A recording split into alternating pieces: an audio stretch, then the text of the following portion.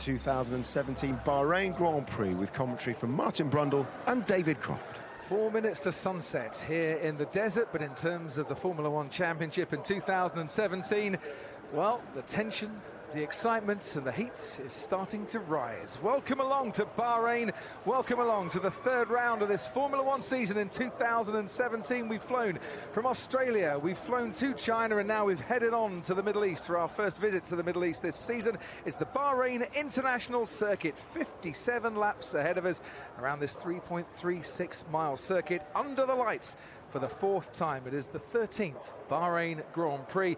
Will that be lucky for Valtteri Bottas, who starts on pole position for the first time in his Formula One career? 15 corners, 6 to the left and 9 to the right. Overtaking here, produced 66 passes this time last year to DRS straights to aid that overtaking. And whilst it's a rather sedate period of action in the off-road track that lines this circuit, in the middle, it is going to be fast and it is going to be furious. Not just for the two Mercedes who lock out the front row of the grid for the 48th time, but for the Ferraris and the Red Bulls behind them as well. Could it be a six-way battle for the podium today? Could strategic gambles pay off? And could this man become the 107th different driver in Formula One to take a Grand Prix victory? Valtteri Bottas has it all to do and has the rest of the field behind him as they line up on the grid with his teammate Lewis Hamilton alongside him. Mercedes looking to preserve that 1-2, but it's going to be a very, very tricky ask indeed, with the rest queuing up with good race pace behind them. So the first time he started alongside Lewis and the first time he started on pole, Valtteri Bottas in position number 1 and Hamilton alongside him. Sebastian Vettel has his former teammate Daniel Ricciardo for company on the second row. This race never won from outside that second row, so what chance today? Kimi Raikkonen and Max Verstappen. Nico Hülkenberg is 7th on the grid for the second race running. He has Felipe Massa for company, top 8 in qualifying and every race this season. Romain Grosjean and Jolyon Palmer complete the top 10, first time in Q3 for Jolyon Palmer. Danny Kvyat missed out on Q3 by 200 of a second. He's got Lance Stroll for company in the Williams. Behind them, an exceptional effort from Pascal Wehrlein, his first race of the season. He starts 13th alongside Force India's Esteban Ocon. Fernando Alonso for McLaren couldn't set a time in Q2. It's an all-Spanish row as Carlos Sainz lines up alongside him. Stoffel Van Dorn should line up 17th but won't start this race. A power unit problem. Only one McLaren will be racing. Sergio Perez 18th for the second year running here. Marcus Ericsson starts alongside Kevin Magnussen on the final row. Don't forget these two came together on the opening lap in Australia. The lights are on and the 19 cars are on the grid. Ted Kravitz, down to you.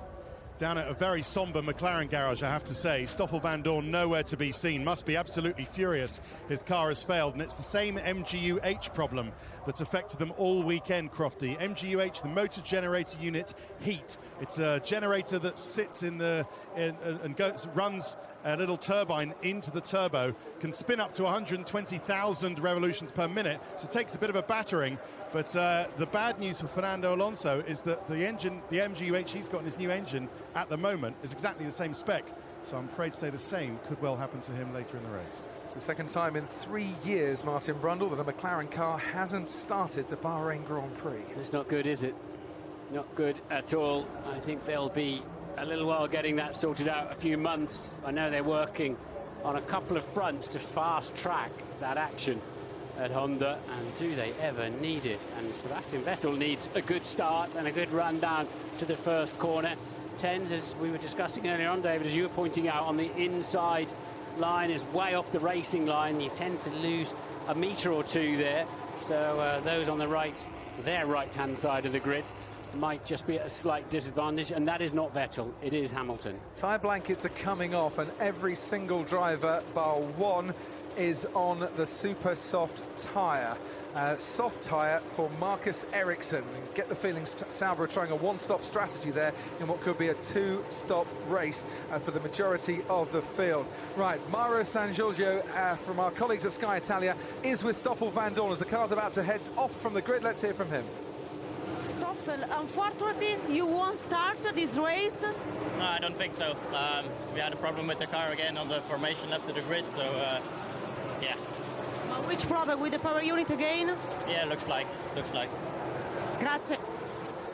All Stoffel Van Dorn can do is keep his head down say very little. What he does say is Mick Doohan looking on there, the legend motorbike racer, legendary, I should say. Stoffel just got to keep his head. Don't get angry. Don't flick away, journalists. Don't say bad things. Somehow just suck it up. He's got time on his side, just about. He can afford a difficult year. And then I think McLaren will make sure they reward him when the better days come along. 25 years of age, Stoffel Vandoorne, same amount of points as Max Verstappen, well, same years and points as Max Verstappen. Ahead of him, Sebastian Vettel, the championship leader, against Lewis Hamilton, level on points after the first 2 races of the season. This race isn't just about those two, though, Martin. Headwind into 1, changing between 10 and 20 kph. It's gusting a fair bit. Might help the braking, that.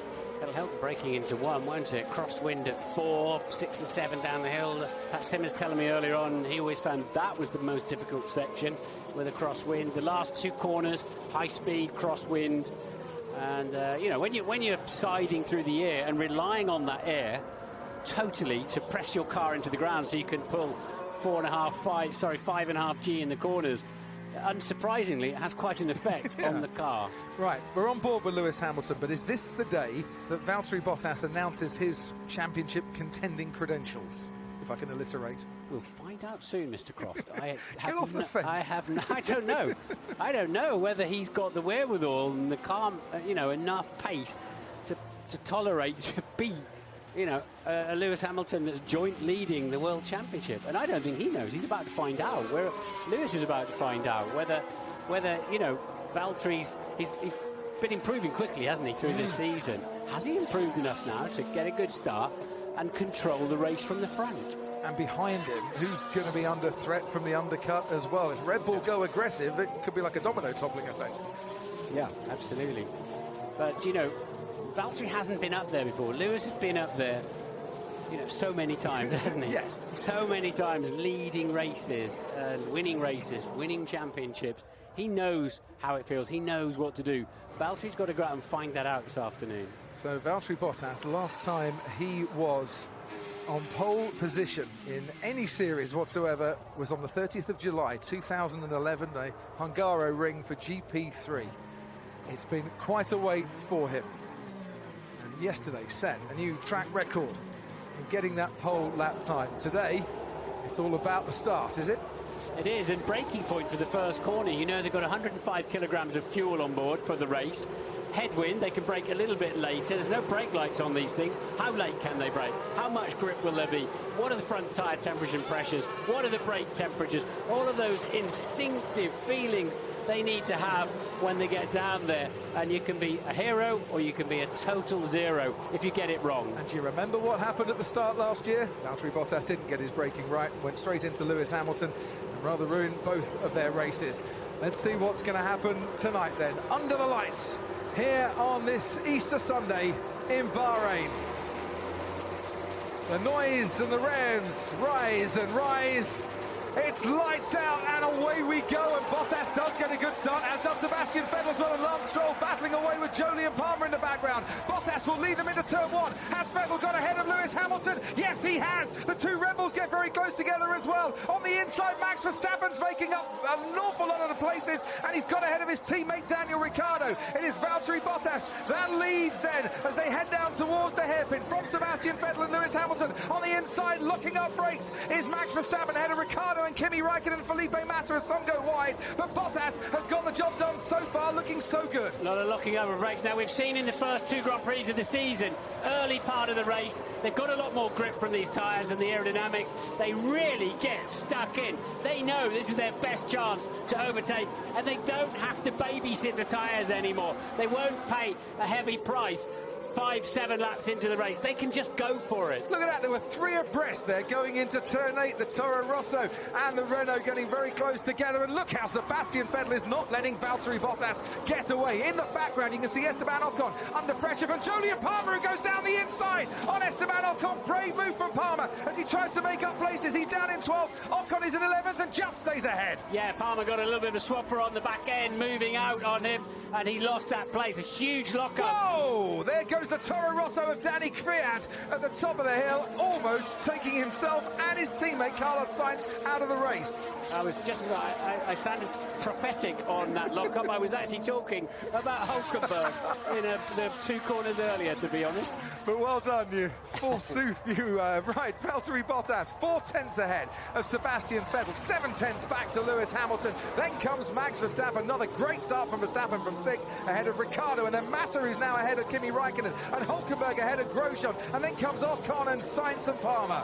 Bottas was defending fresh air. He took a tighter line into 1 than he needed to. He wasn't about to be overtaken. That compromises you in 2. Probably just hurts the rear tyres slightly.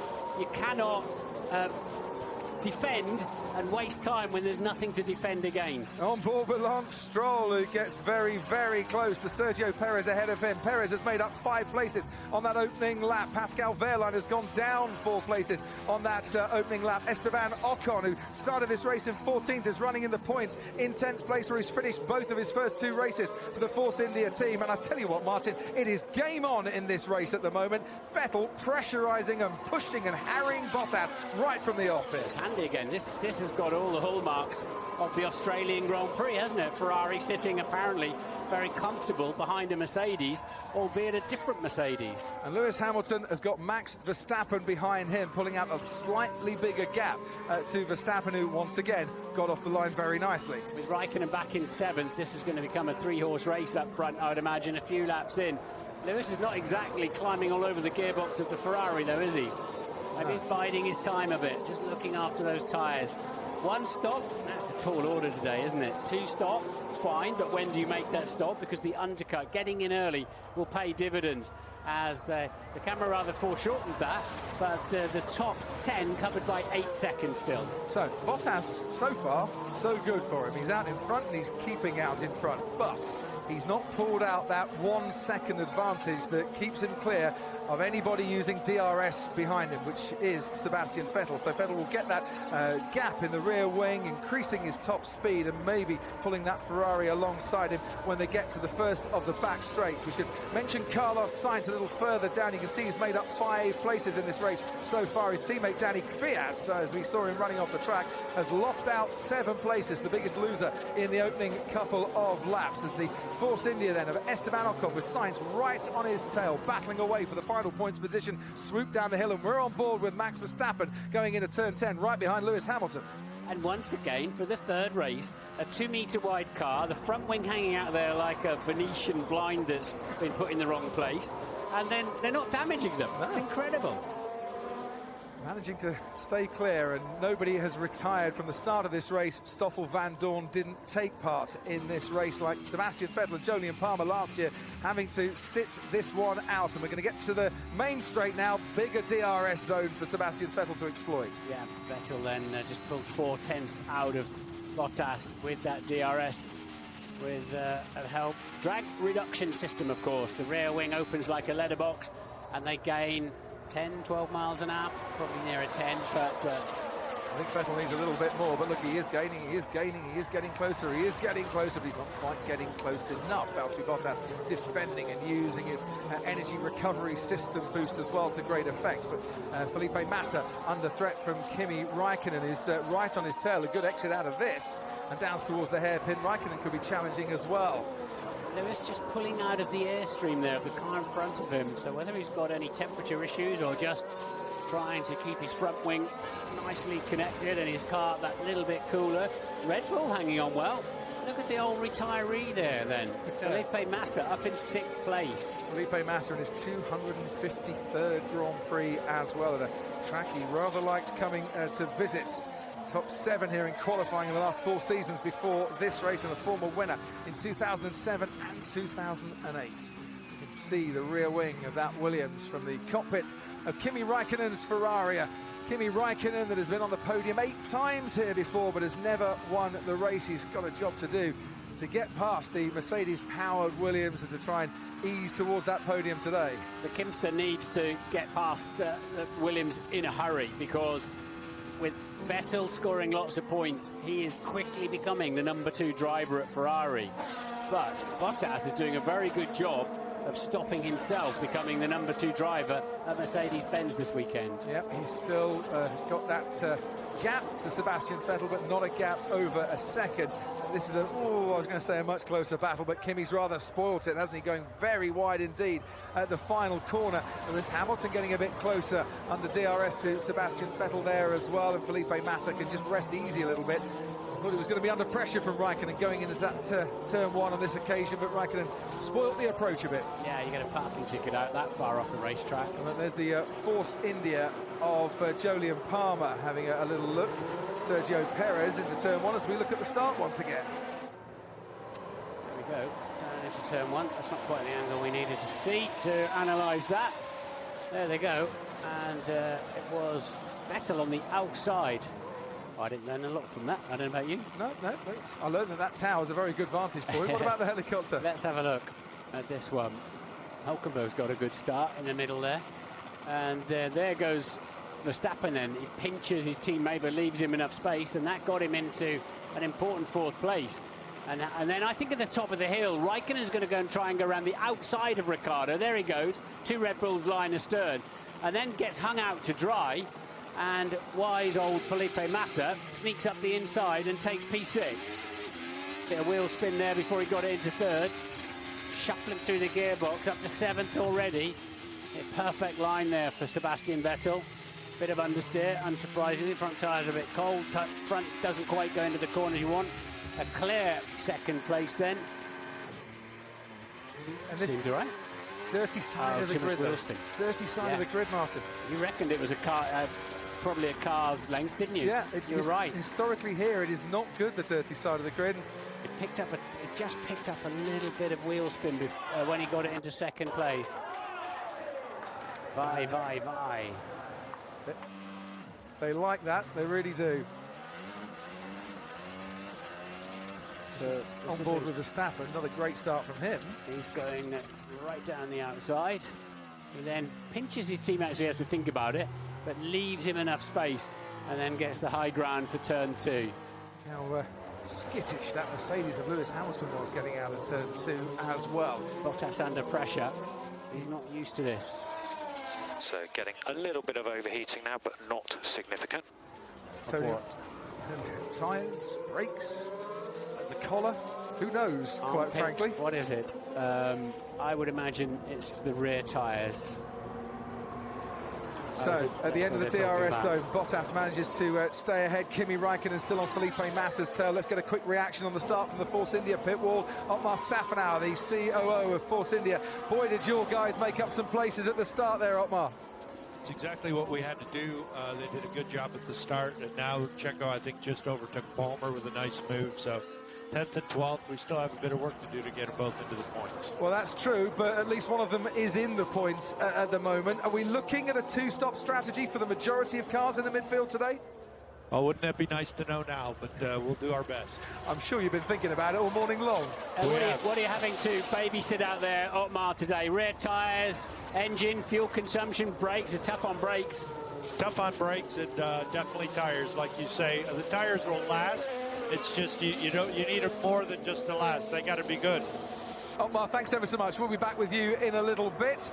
We go back to the front of the field. Bottas, Vettel, Hamilton going through the hairpin, and there's only half a second between the top 3. Yeah, and we saw Vettel pulling out of the slipstream, managing his temperatures a bit. I think Bottas is struggling a little bit with rear tyre temp.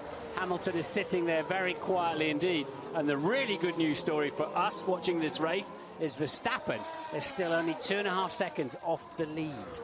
The undercut here is quite effective as well, so they'll be thinking on that Red Bull pit wall, when can we bring our man in to get maximum effect and maybe disrupt the strategies of the teams ahead. This is fantastic action. Nothing really between the top 3 at the moment. And I get the feeling Hamilton is starting to get a bit more aggressive as well, and he needs to, because Verstappen is now starting to close in on Lewis Hamilton. Look how that gap is just half a second between the British driver and the Flying Dutchman. These are pretty tough corners at the back there. You carry an awful lot of speed. It's I've not done it in an F1 car, but I've done it in various cars, and it's extraordinary how much speed you can carry into those corners. And then, as long as you don't run wide, if not, you're in double trouble, because it's very sandy and slippery beyond the red and white stripe curb. Bottas leads them over the line. He's actually got 0.8 of a second advantage on Sebastian Vettel. He was 0.2 quicker on that previous lap. It gives him a bit of respite going into turn 1, but they're still all queuing up behind him. And then here comes Kimi Räikkönen and Felipe Massa. This is the battle for 6th place. Räikkönen gets into turn 1 ahead of Massa. He's got the job done, and very nicely indeed. Closes off any threat from Massa going through turn 2 as well. Nice, easy enough move. Bit of DRS, bit of slipstream. Hülkenberg in the background there, running a nice 8th place, so Massa's fine start. This is from quite a long way back, so you can save your battery power up, get a slipstream, get your rear wing open, and that's an open goal, really, in terms of an overtake. You get close enough as well, Martin. If you're going into a strong headwind, the toe becomes that much more effective. Yeah, it's only margins, but Formula One's about margins. Any little gain you can make is always very handy indeed. Ted, down to you. Yeah, Valtteri Bottas doing everything he can to protect his rear tyres, to keep them cool. But you sense that Ferrari or even Lewis Hamilton might think about an early stop. Mercedes won't permit Hamilton to do that, but Ferrari can undercut him, no problem. Another quick line from down here. Stroll is closing as well on the car in front of him, but he's got a terrible flat spot, he says, is affecting him. And that car in front of him is Jolyon Palmer. Lance Stroll down in 14th at the moment. Palmer around about 7/10 ahead at the end of the last lap. Verstappen pulls out into a bit of clean, maybe cooler air, if there is any cooler air to be had. More trying to distract Hamilton, I think, there. So Lewis then is got less turbulent air he's driving into. He's got enough grunt under his right foot from that Mercedes power unit. But Verstappen getting impatient, and why they'll be getting extra impatient, I now assume that Räikkönen, now he's cleared Massa, will start to close up and make this a 6-way fight. Which is certainly what we want. Sebastian Vettel, a few car lengths behind Bottas once again, and this time Verstappen, that same few car lengths behind Hamilton. Once again, Bottas, this is Stroll then presumably coming in to change his flat-spotted tyre. Once again, Bottas turning in a little bit early, a little bit nervously. Soft tyre goes on to Lance Stroll's Williams. Soft, super soft and medium if you want it. The 3 tyre compounds here. He could go to the end of the race and not need to change tyres now, Lance Stroll, but that's a struggle. We are quicker than them, but I got stuck. Says Max Verstappen. No blue flags this time around like he wanted for Romain Grosjean at the end of last week. No, but interesting, isn't it, Crofty? Both Mercedes under pressure from somebody. We've got a race on our hands here. One from the Red Bull, one from the Ferrari. Is the Ferrari pace really that much quicker than the 2 Mercedes? And that is the Haas of Kevin Magnussen out of this race. Pulling to the side of the racetrack. Shouldn't be any need for a safety car here. We've only ever had 2 in the Bahrain Grand Prix before. What happened to Kevin Magnussen? Coming down towards turn 8. Obviously technical. And he gets it a long way. There's a lot of gravel there, a long way out of the way. Pity he didn't turn left there rather than right, but anyway, they can wheel that back in. Look at the brakes blowing there, over 1,000 degrees centigrade on the front of Valtteri Bottas Mercedes. Remember I talked to you from out on track Friday night, Crofty? The Mercedes are so much brighter than pretty much every other car out there in terms of the brake temperatures they were running. So technical and terminal for Kevin Magnussen, who retires from this race and joins Stoffel Van Dorn as drivers at the moment putting their feet up. Van Dorn didn't even get the chance to start this race. We are on lap 10 of an already thrilling Bahrain Grand Prix, where the top 5 cars separated by only 3.1 seconds. Starting to lose the rears more. This tyre is really not feeling so good, so yeah, we've got a problem with the pressures. They're high. So the higher the pressure, the less grip he's getting. Yeah, absolutely. They crown in the middle a little bit as well, but and you remember it's an undamped spring, your tyre as well, so it changes the damping characteristics and high tyre pressures, but it's more of a mechanical grip thing when it's like, you know, the tyres are balloons, aren't they? Very expensive balloons, basically. We saw Lance Stroll coming into the pits to change onto the soft compound tyre, starting to set some very nice sector times, Lance Stroll, which the other teams will take as an indication. Ferrari. Yeah, aggressive from the Ferrari. We knew someone was going to go aggressive, and they're going onto the super soft tyre, so Ferrari committing to a definite two-stop strategy here, and Sebastian Vettel trying the undercut and putting pressure. Is this a reaction, I wonder, to Bottas saying on the radio he was struggling for rear tyre grip? It's all about where he's going to feed back in, isn't it? And it's not going to be pretty, I don't think. He might just come out ahead of Jolyon Palmer and behind Checo Perez. That is exactly the gap that Ferrari think they can get Sebastian Vettel out into, and that's not a bad gap at this stage, Martin. It's probably the best that they could certainly hope for. What he's got to do now, though, Sebastian Vettel, is get his foot down. I think we need to do something as well, like Ferrari.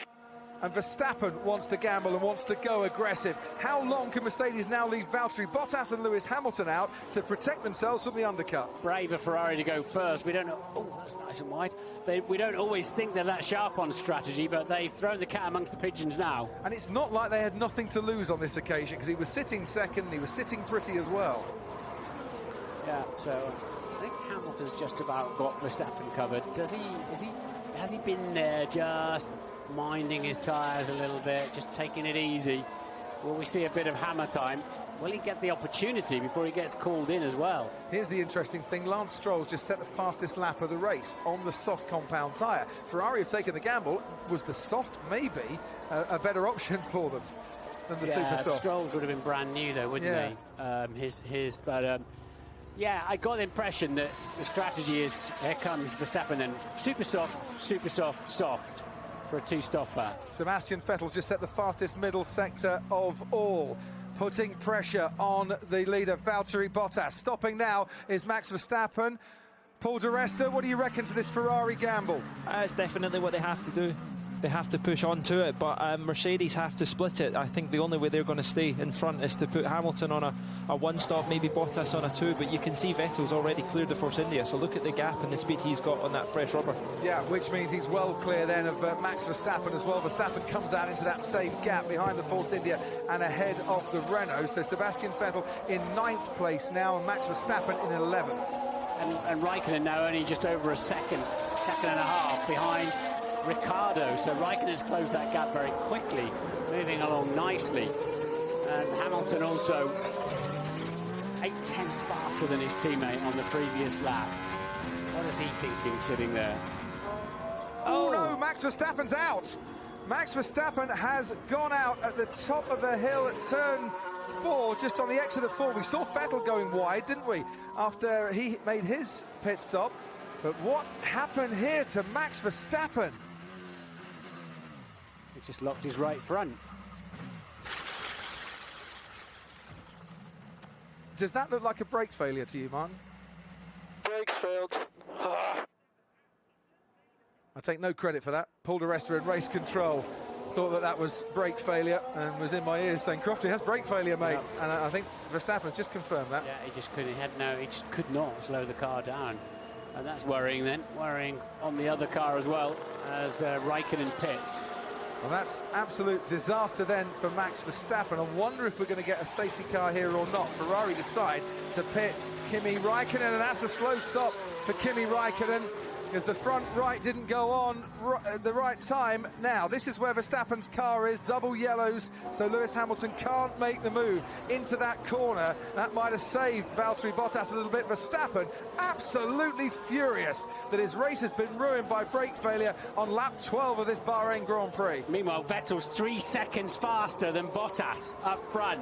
I don't understand, unless they think they can do a one-stop strategy and save the 24.5 seconds for an extra pit stop, why Mercedes are leaving both cars out. Well, you soon get through 24 seconds, Crofty, at 3 seconds a lap, don't you? It's Absolutely. only 8 laps, so have Ferrari caught Mercedes napping here. And out of the race, Lance Stroll, massive disappointment for him. And there's a lot of debris on the track as well. That looks like it's been through one of the brake marker boards or something, doesn't it? This is going to bring out a safety car. I got hit from the side. A car coming out of the pits then, I'd imagine. Who was that? Well, we shall see. Could that have been Carlos Sainz, who's just pitted as well? It is Carlos Sainz. Ted. Yeah, so Mercedes knew as soon as Sebastian Vettel pitted that they were going to lose the lead with Valtteri Bottas, so they have to do something different. They have to go long. I think it might be Lewis Hamilton who takes the more aggressive strategy. We'll see. But Mercedes ready for one of their drivers now. Yeah, somebody's coming in, and I think it's going to be, as the safety car now comes out, it could actually be both. They could double stack here. It's Bottas who's coming in, and Hamilton as well. They're double stacking. Has this safety car saved Mercedes' race this afternoon? Pretty timely. Oh, and that's a slow way. That's going to hurt Hamilton a bit more. They were waiting, weren't they, for Ricciardo to come in. Hamilton had to wait that little bit longer. And will Hamilton have to wait for the Renault? No, gets out in front. That may well have helped Mercedes a treat in that respect, because Vettel was absolutely flying. Where are they? No, Vettel's in front of them, isn't he? Sebastian Vettel is in the lead of this race as they go past the stranded Williams. And I tell you what, Lewis Hamilton's lost out as well, because Daniel Ricciardo has got ahead of Lewis Hamilton. They waited, didn't they, for Valtteri Bottas to get out because of the Red Bull coming into the pits. Hamilton has suffered here and he's lost a place. Lance Stroll obviously hasn't seen that. Carlo was upside down here. Who was that?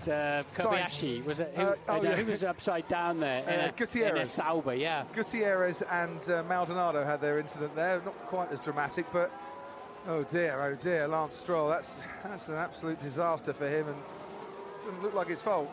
Well, he's taking the racing line, but of course the pit exit filters straight into the apex of turn 1. It's me. Stroll hit me. He didn't see me coming in the inside. It was. He just tell me turned into me like if I was not there. Well, I'm tempted to say, hang on a minute, Carlos, you were behind him. Yeah, sorry, Carlito. That's down to you. That one. Stroll had the corner, and he's not going to see you.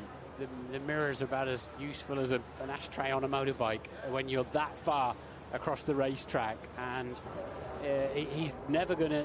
Well, he's seen you come out of the pit lane, but he's not going to have realised you've steamed right up the inside. Do you remember Sebastian Vettel and Sergio Perez had an incident in a practice session here a couple of years ago, where Perez kind of cut across and Vettel hit him as well.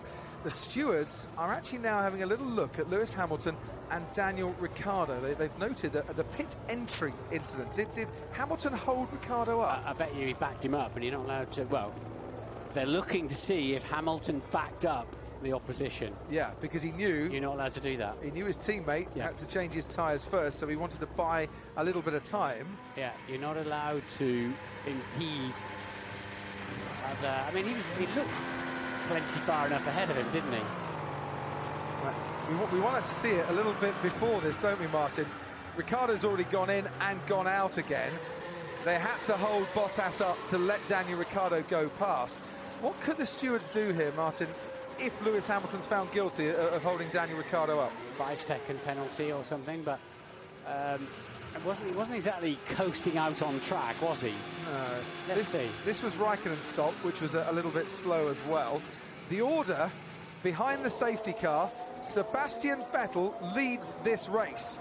And Ferrari took the gamble and took the undercut, and we wondered, could the safety car save Mercedes' day? It hasn't.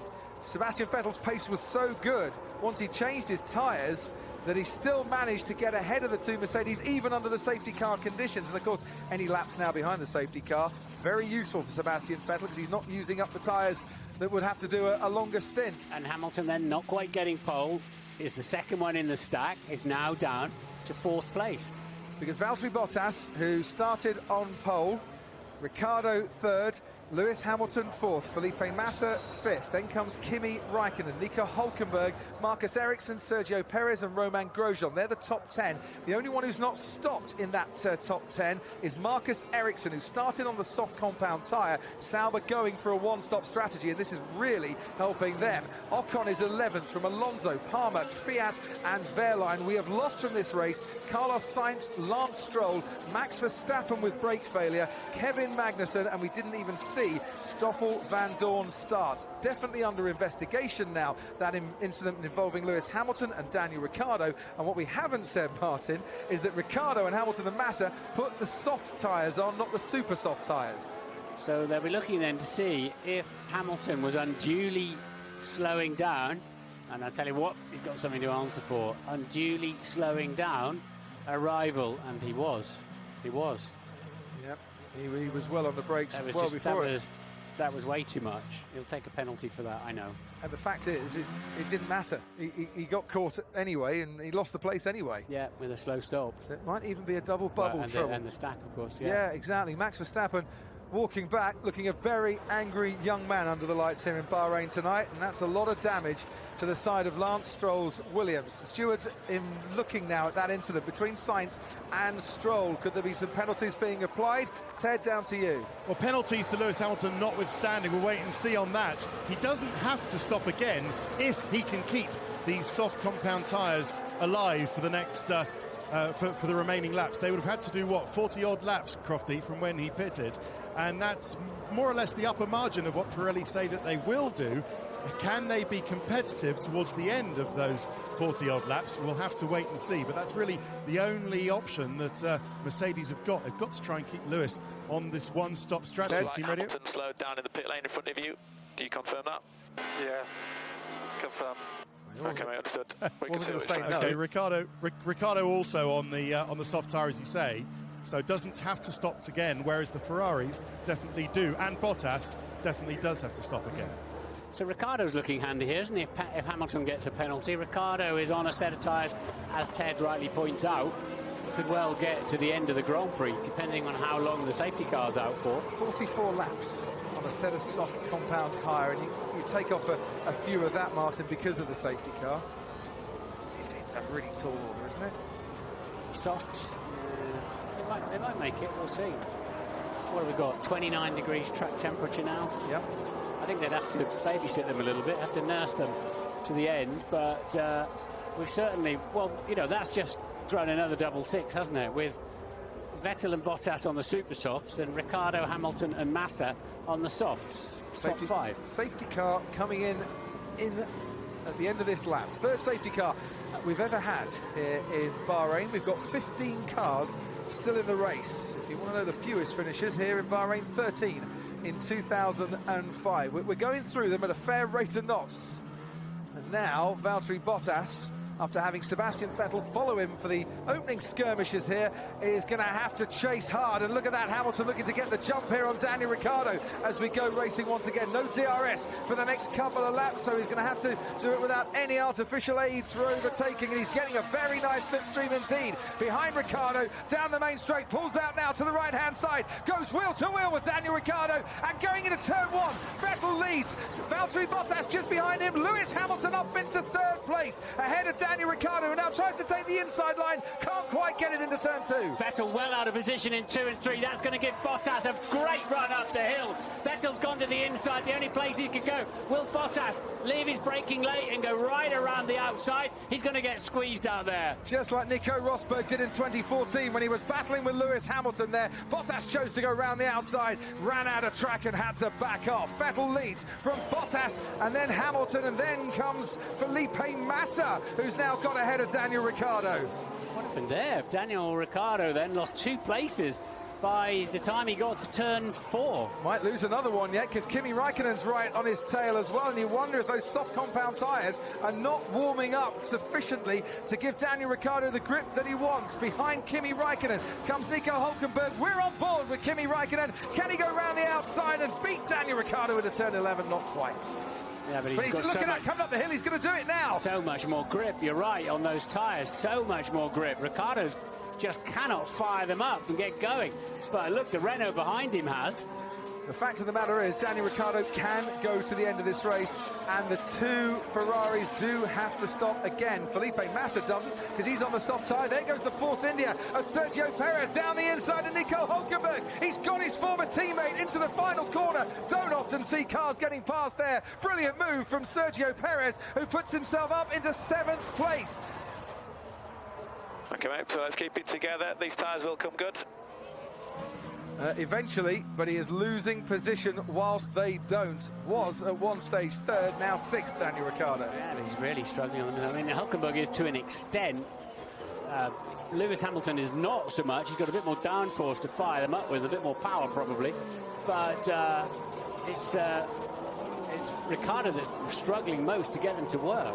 Fernando Alonso and Jolyon Palmer exchanging positions and swapping places, and they're going to go wheel to wheel down the hill before Fernando Alonso just nudges ahead in that McLaren. He said we're fastest through the corners in China. He was quickest through the corners there ahead of the Renault, and he's up into 12th place. We can see what it looks like on board Palmer's Renault now. Yeah, I spoke to a young driver who was following a McLaren in China last weekend and said, I think they got as much grip as the Red Bull. They just don't have any power. But an underpowered car always feels quite good, it must be said. But in terms of minimum apex speed, seems the McLaren is pretty handy chassis. Out in front, Sebastian Vettel now leads by 1.6 seconds from Valtteri Bottas. Doing a good job is the race leader. This is Lewis Hamilton on Daniel Ricciardo, getting the jump once we started racing once again. And overtaking into turn 1, where his teammate was getting very close indeed to Sebastian Vettel, a lot closer than he is now. But let's look at Raikkonen through turn 11. So what happens here is Ricciardo has to go in at a more acute angle. He's going to understeer wide, he's got less grip. Kimi Raikkonen, as wise as he is and experienced as he is, knows he can just cut back underneath the rear wing, as long as he checks nobody else trying to join that particular party, and take him on the way out instead. Looking further back in the field, under pressure, Jolyon Palmer from Danny Kvyat in the one remaining Toro Rosso in this race. Pascal Wehrlein is running last. His teammate Marcus Ericsson, who was in the top 10, is now down to 11. I'm reaching on every straight line a lot. We're checking. The MG UK is there. Not sure why you're slow. He's struggling a little bit behind Nico Hülkenberg is Romain Grosjean. Scrapped for 8th place with Esteban Ocon right on the tail of that. Ocon up into the points again as he's got past Marcus Ericsson. Out in front, Sebastian Vettel continues to extend his advantage over Valtteri Bottas. Thing is, Martin, he has got now to really go for it, put the hammer down. Our Mercedes going to go to the end on the soft compound tyres for Lewis Hamilton. Bottas has got to stop again. Vettel's got to stop again. Hamilton doesn't.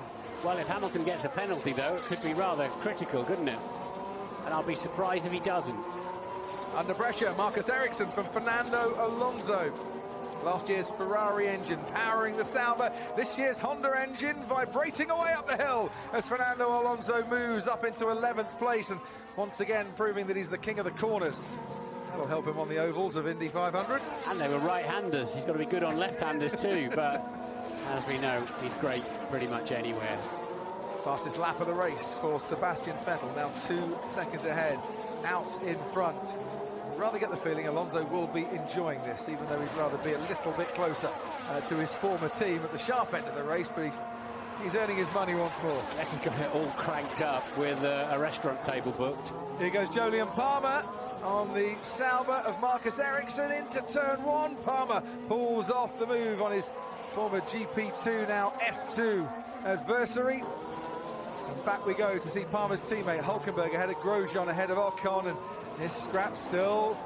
That's trying to break the toe, the slipstream. It's not 2 moves in an overtake, because they weren't close enough to be overtaking him, if you're wondering why that's allowed. And sometimes we talk about 2 moves being a penalty situation. Yeah, they say there's no overtaking in Formula 1 in 2017. I don't think that's quite right. When you get a mixture of tyre strategies, Paul di Resta, oh, hang on 2 seconds. A 5-second penalty for Lewis Hamilton just flashed up on our screen for driving unnecessarily slowly in the pit lane entry. So he either has 5 seconds when he comes in for a pit stop before they can change the tyres, or it adds 5 seconds to his overall time if he doesn't come in once again.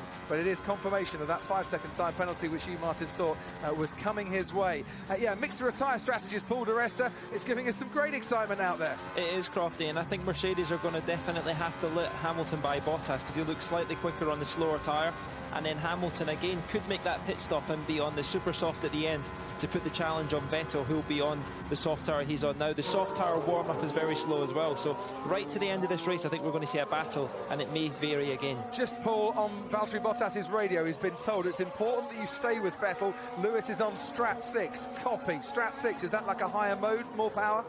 It could be saving it as well. So maybe they're giving him to say save a little bit and have a bit more power when the pit stop's coming up. So it's just about power usage, and you only have a certain allocation of the maximum power you can have. So they're asking Bottas to let Hamilton go.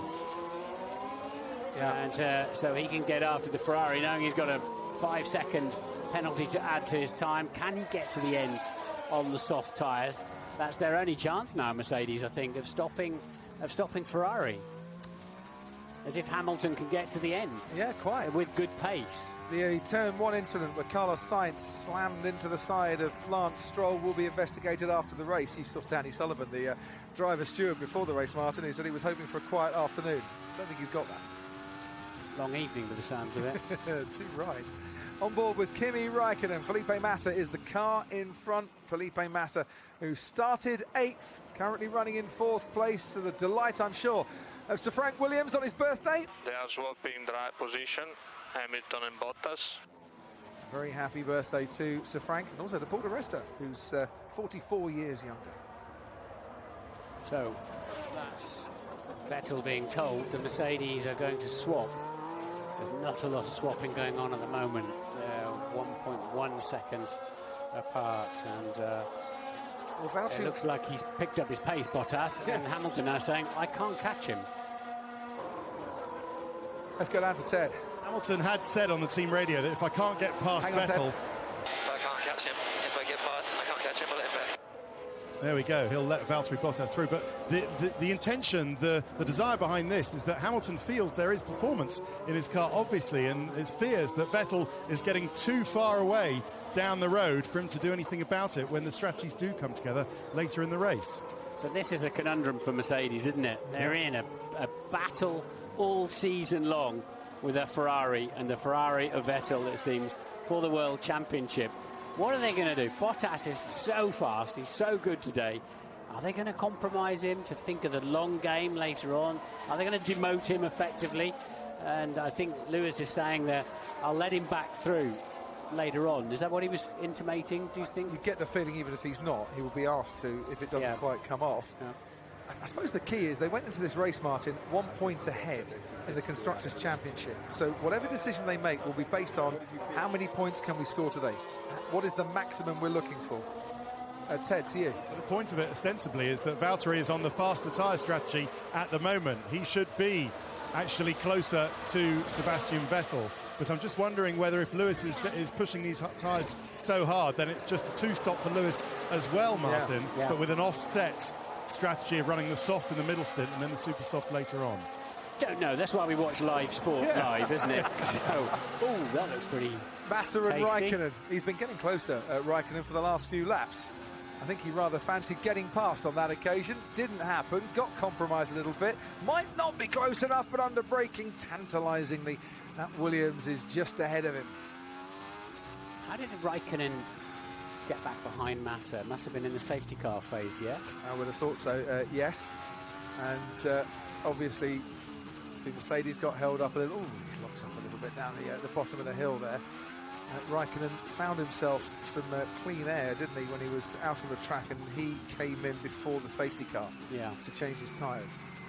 So the safety car caught him out just a little bit. It certainly helped Sebastian Vettel, who'd already pitted a few laps previously. Vettel on lap 10.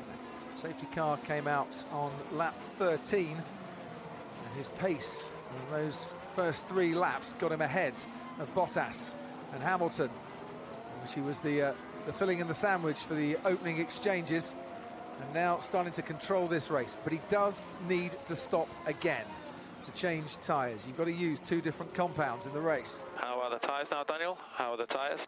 Haven't got worse, but haven't got better. High 135s for Daniel Ricciardo at the moment, compared to a low 135 for Sebastian Vettel on the last lap. He's 3.5 seconds clear of Valtteri Bottas. Here comes Kimi Räikkönen on Felipe Massa. Räikkönen goes down the outside into turn 1. Räikkönen pulls off the move that he tried this time last lap and gets it done very nicely indeed. He's up into the top 4, is Kimi. Still a great job there from Felipe Massa. He fancies another look back. He thought he was going to be eating Easter eggs today, didn't he? And instead, there he is fighting the Ferrari over 4th place. Good for him. which is excellent news for us, and I've been trying to get that pun in all day. Yeah, I'll tee him up, you knock him over. There he goes, Kimi Räikkönen.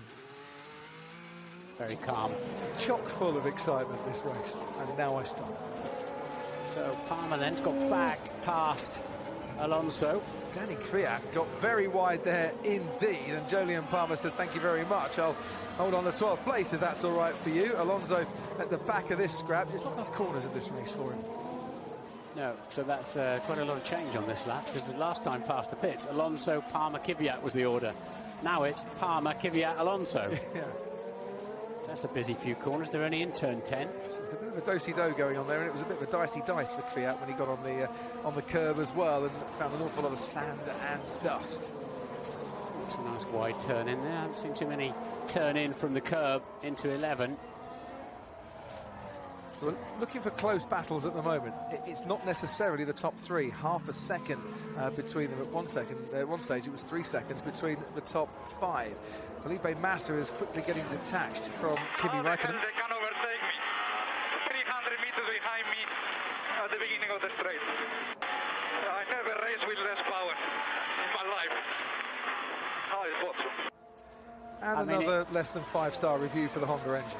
I mean, it would frighten the life out of us if we drove it, the amount of power it's got, but as far as he's concerned, it wouldn't pull the skin off a rice pudding. That's from a long way back. But I tell you what, he made it look very good indeed, didn't he, Danny Kvyat? He has. He got quite close to him and still managed to nick the place back again, and now Kvyat could be under pressure from Fernando Alonso. Getting a good tone. He wants to go round the outside, does he? Into the hairpin at turn 4. Now he'll switch and maybe the cut back and down the hill on the inside of Danny Kvyat, try and get past. If he hasn't got the power, he's certainly going for the glory. Fernando Alonso here, but he just misses out on this occasion. That wasn't really an overtake from Kvyat. It was more of a mugging, wasn't it, down there? It was so far back. I bet he looked like a speck in Palmer's mirrors when that all started off. He had a go, and he kept the car under control, and he didn't lock up, so it was worth a try. And Jolyon Palmer did well to see it coming. But it was brave. It was brave from Danny Kvyat, that's for sure. Or he missed his braking point, I'm not sure which. There is now some debris on the track down at turn 1. A bit of Palmer's front wing. Maybe painted yellow. Doesn't look like it's punctured the rear tyre, thankfully, of the Toro Rosso. We don't need to lose many more cars, do we? We're 15 in the race now. Yeah. Felipe Massa's now got Daniel Ricciardo for company. Those tyres starting to come good a little bit for Ricciardo. He's within a second of the race leader. Lewis Hamilton has now got to within 9/10 of Valtteri Bottas, and this could be quite key. I wonder if we're going to get a position change for the two Mercedes in a moment. Let's have a look at this Kvyat move on Palmer once more. He's coming to get you. Yeah, that's a lot of pieces of front wing down there, and is right on the racing line as well for Jolyon Palmer. Could Palmer have done much more to try and get out of the way there? I thought he did well on the way in. Just a little bit of misjudgment in the middle of the corner, but he wanted the place back. Just wondered that they're now waving double yellow flags down at turn 1 because of all that debris. That'll be marshals on the track, Crofty, I'd imagine, yeah. Because there's actually a big space between Vettel and Ericsson. They're all in the midfield, so there's plenty of time. Not for Max Verstappen, there isn't. Big thumbs up and a green flag. They've done well, the marshals, to get rid of the debris and get a round of applause from the crowd. Max Verstappen out of this race because of brake failure. Stoffel Van Dorn didn't start this race because of a power unit problem. Technical issue for Kevin Magnussen stopped him on the side of the track as well. Lance Stroll's issue was that Carlos Sainz was trying to make a big dent in his side pod in the Toro Rosso, and the stewards are going to look at that after the race. Lewis Hamilton's got a 5-second penalty coming his way because he held up Daniel Ricciardo on the entry to the pit lane, and I think Mercedes have now decided enough's enough. Hamilton needs to be freed to chase after Sebastian Vettel. On the soft tyre, he is going to have to stop again. He isn't going to have to stop again, I should say, so he needs to get that gap between himself and Vettel down, or stop it widening even further, because Vettel and Bottas do. Yeah, Hamilton, lots of black smoke coming off his, black dust coming off his brakes, but I think Mercedes had to do it, because at the moment Ferrari are just walking away. They've got to do something different, and of course Raikkonen is only 7 seconds behind 2 for good measure, and coming back quite nicely in the 1:35, like his teammate who's leading Mercedes in the 36s. Mercedes had to do something to fend off the second Ferrari, let alone the first one. Ted, let's head down to you. Well, it's not getting too much better for Valtteri Bottas. His rear tyres are now starting to overheat, but that was a clear team instruction. They couldn't have made it any clearer on the radio. Please let Lewis through. It was nice of them to say please, I suppose. But Valtteri, good team player, did it immediately. Didn't question it, and then they went on to explain to Valtteri that Lewis has this 5-second penalty that he'll either have to spend in a pit stop, or if he doesn't stop again, gets left to the end of his race time. I wonder if that will factor, well, it will factor into Mercedes' deliberations, won't it? Yep. If they can leave him out, if the tyres will make it to the end. Lance Stroll saying, please let me finish a Formula One Grand Prix. Something he hasn't done for his first 3. These rears are overheating for sure. The soft is going to be better. So Merck have swapped the cars, so Bottas is now the car in front. He's not particularly quick.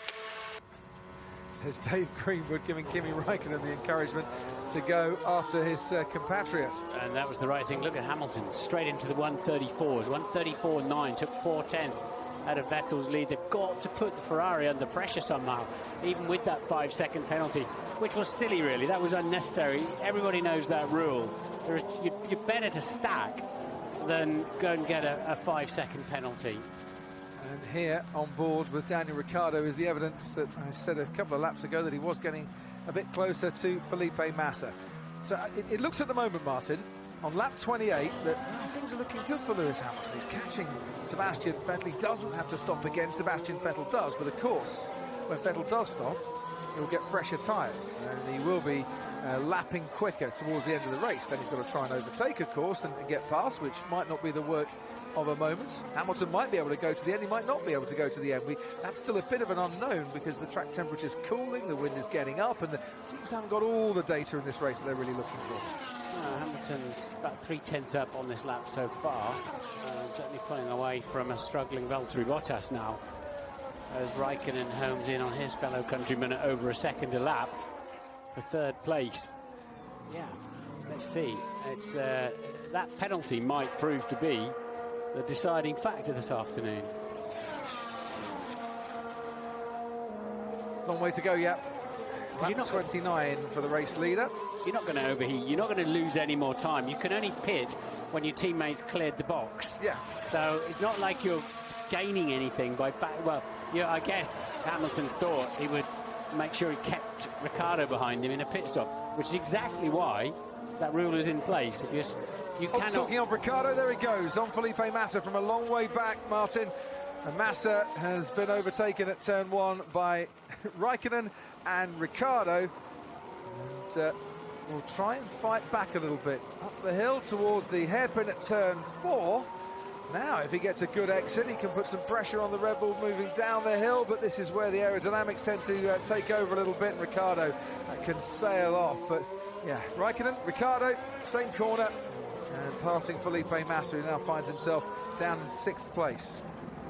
Still the fight goes on with Palmer, Fiat and Alonso, 11, 12 and 13. Keep your head down. This is an important phase of the race. Stay focused.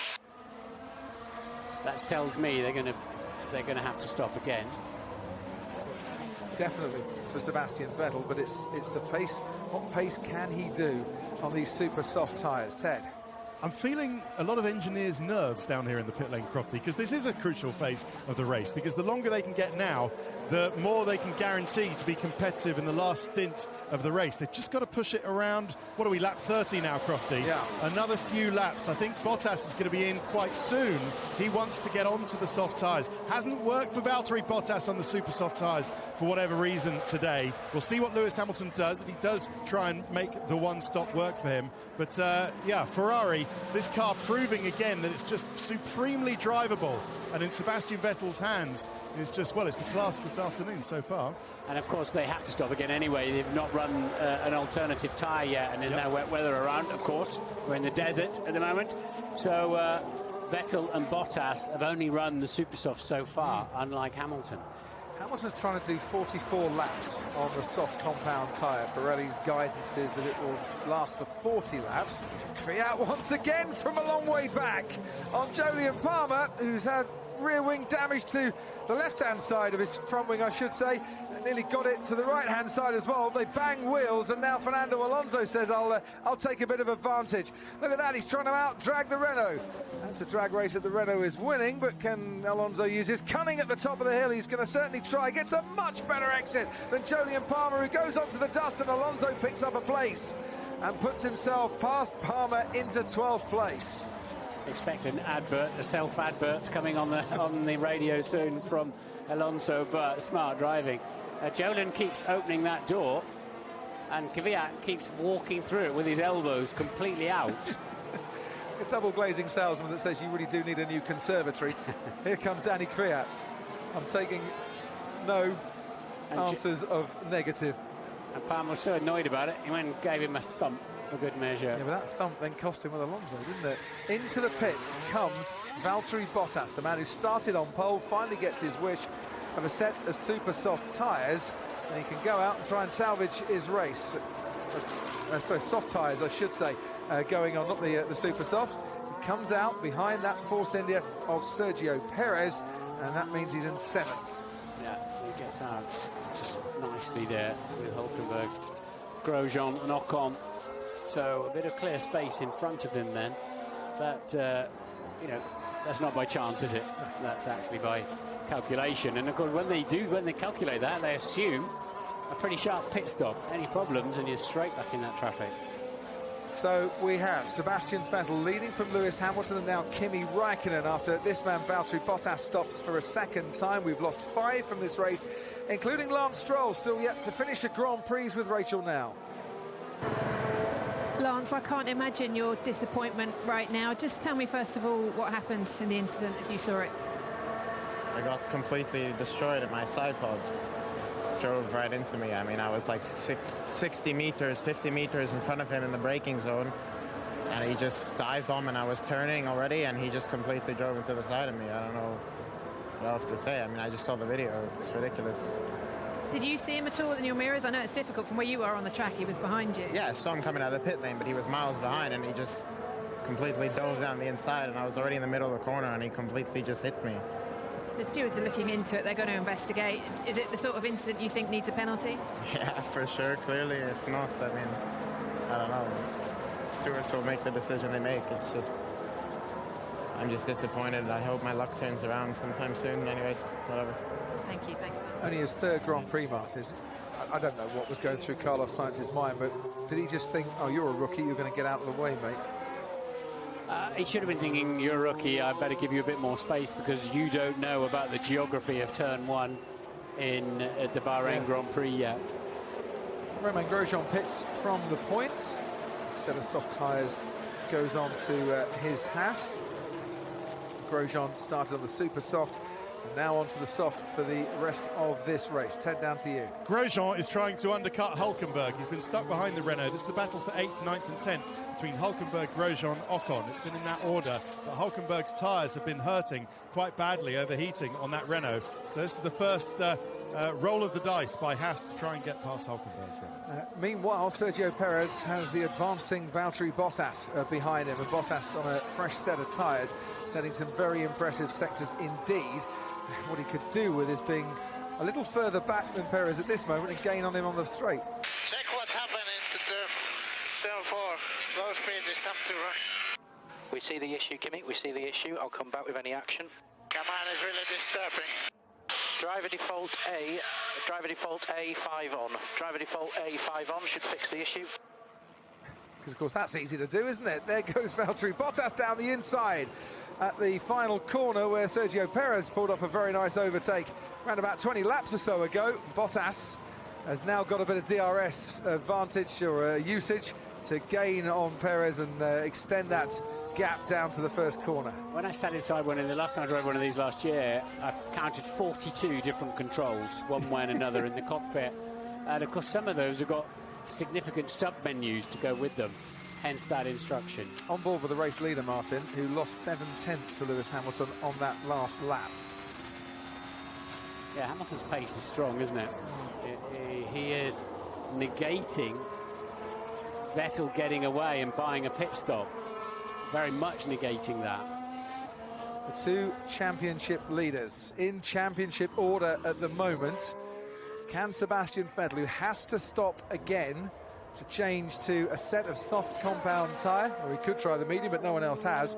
Hamilton can go to the end. Starting to struggle a bit with the tyres. So are they just waiting for a gap, or is Vettel coming in now? Answer: Vettel's coming in now. The Ferrari pit crew race out of the garage and get ready. It needs to be a very speedy stop indeed, because we're down to fractions that could make a difference at the end of this race. Hamilton goes fast into the lead. It's the ideal time, because the only person he's going to get anywhere near is Kimi Raikkonen, who'll soon get out of the way, I assume, given they're now in different phases of the Grand Prix. So now, there goes Raikkonen. Can he get ahead of the Red Bull? He should be able to from there. Yes, I think he can. And then Raikkonen will skip out of the way, I'm sure. And it's now all about, as Bottas overtakes Massa, it's now all about how far and how fast Hamilton can get, plus 5 seconds. Yeah. So the pit stop is done. And for Ferrari, very good news indeed that they got out ahead of Daniel Ricciardo. Kimi Raikkonen has got to stop again as well, because he's run nothing but the super softs. So that might be the bit where he skips out of the way, maybe at the end of this lap.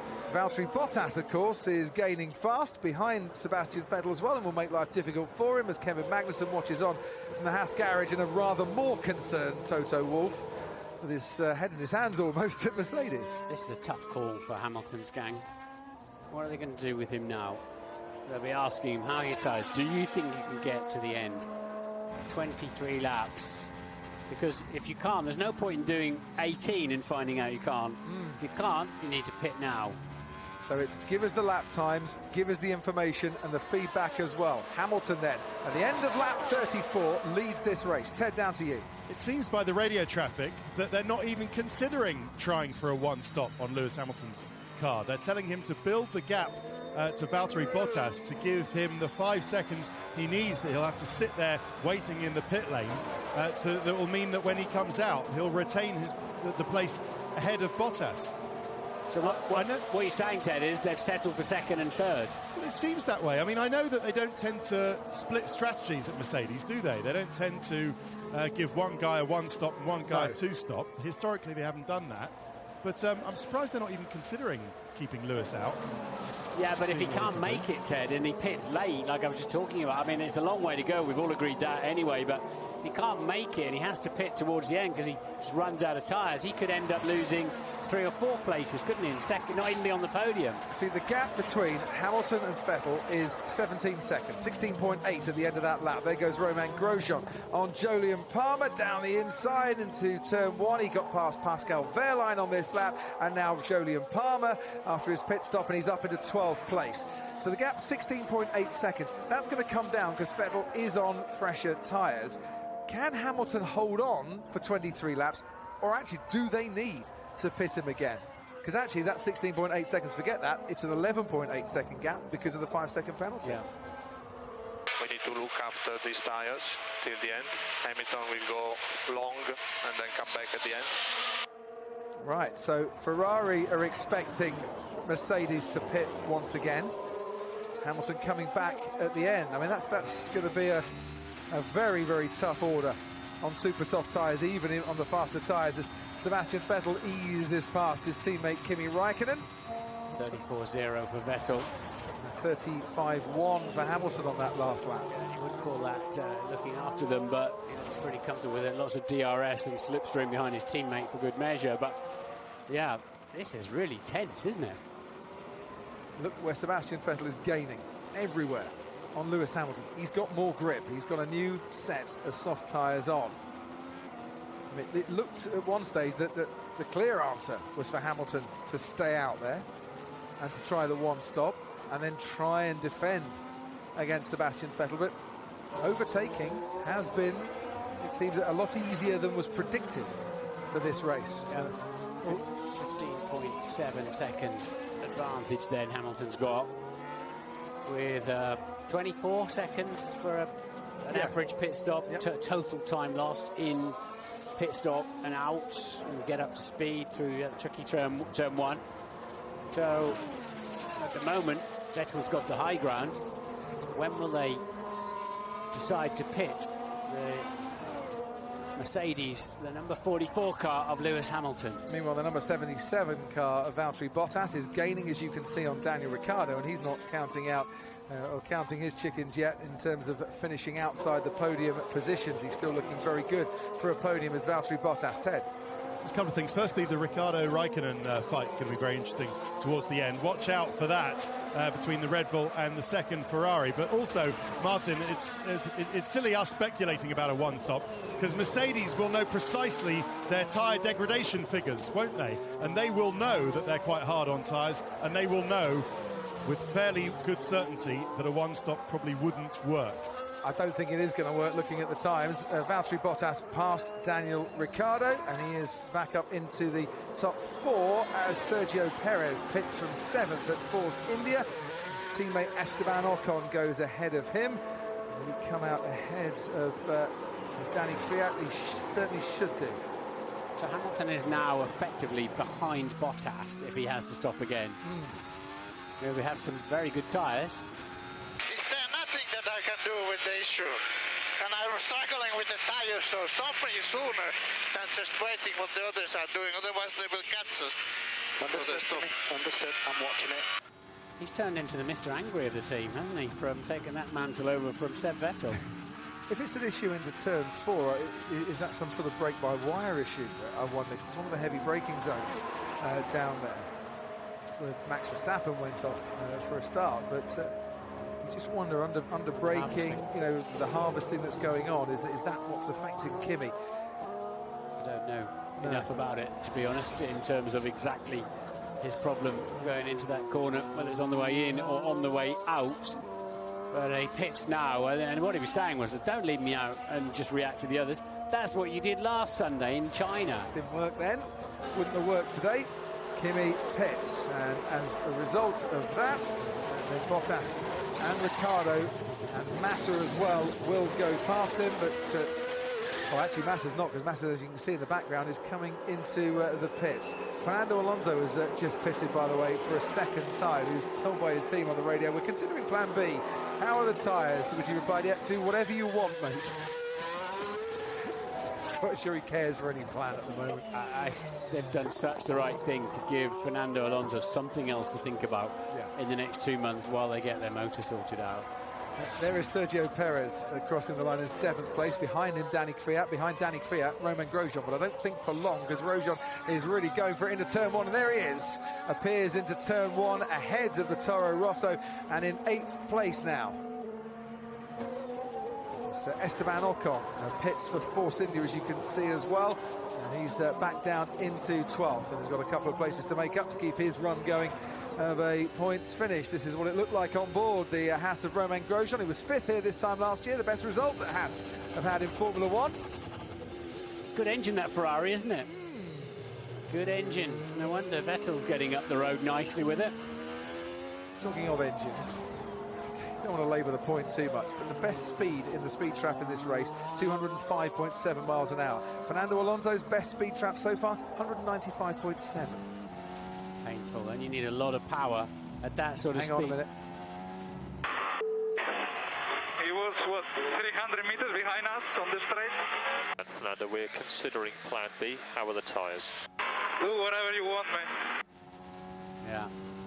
You know, to gain 10 miles an hour at those sort of speeds, drag squares with speed, as you know, it's a huge amount of power you need to find another 10 miles an hour at 200 miles an hour.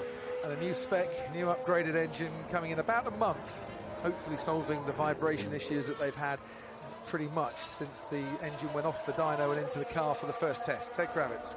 Yeah, I'm looking over to the McLaren pit wall, and I don't know what their response is to Alonso saying, oh, do whatever you want, mate. I think they're pretty used to his special radio messages back, aren't they? He doesn't hold back. He knows everybody is listening, not only here, but also in Woking and back in Japan as well. I'm just wondering what they're like on fuel. The MGU-H is holding up okay, but Alonso typically doesn't take much notice of the team when they're telling him to save fuel either. So Vettel's now a net So it's important to close the gap to Vettel. Lewis has a 5-second penalty, but is still yet to stop. Right, so he is stopping. He is stopping. Sebastian Vettel. Who's your money on, Martin? We're on lap 40. Who's your money on for a race winner here? Vettel's got it won, has he not? It's now about which Mercedes finishes second. Surely Hamilton's got to stop again. He's a net 6 seconds ahead of Vettel, and it's 24 seconds to stop. So it's a question of how fast as Ricciardo stops again. It's a question of how fast Hamilton can be when he comes out of the pits, as to whether he can repass Bottas, is how it looks to me, and 5 seconds. So it looks Raikkonen now putting in the fastest lap of the race as well. Given everything that's happened so far, my money's on Pascal Wehrlein, quite frankly. Anything could happen here. And talking of which, Wehrlein's in the points at the moment, running in the points for Sauber, down in 10th place as Daniel Ricciardo comes out onto the track ahead of Felipe Massa. So he's in 5th place in the one remaining Red Bull left in this race. Talking of Pascal Wehrlein, here he is. And behind him, there is a Renault there. He's not going to be in the points for long here, I don't think.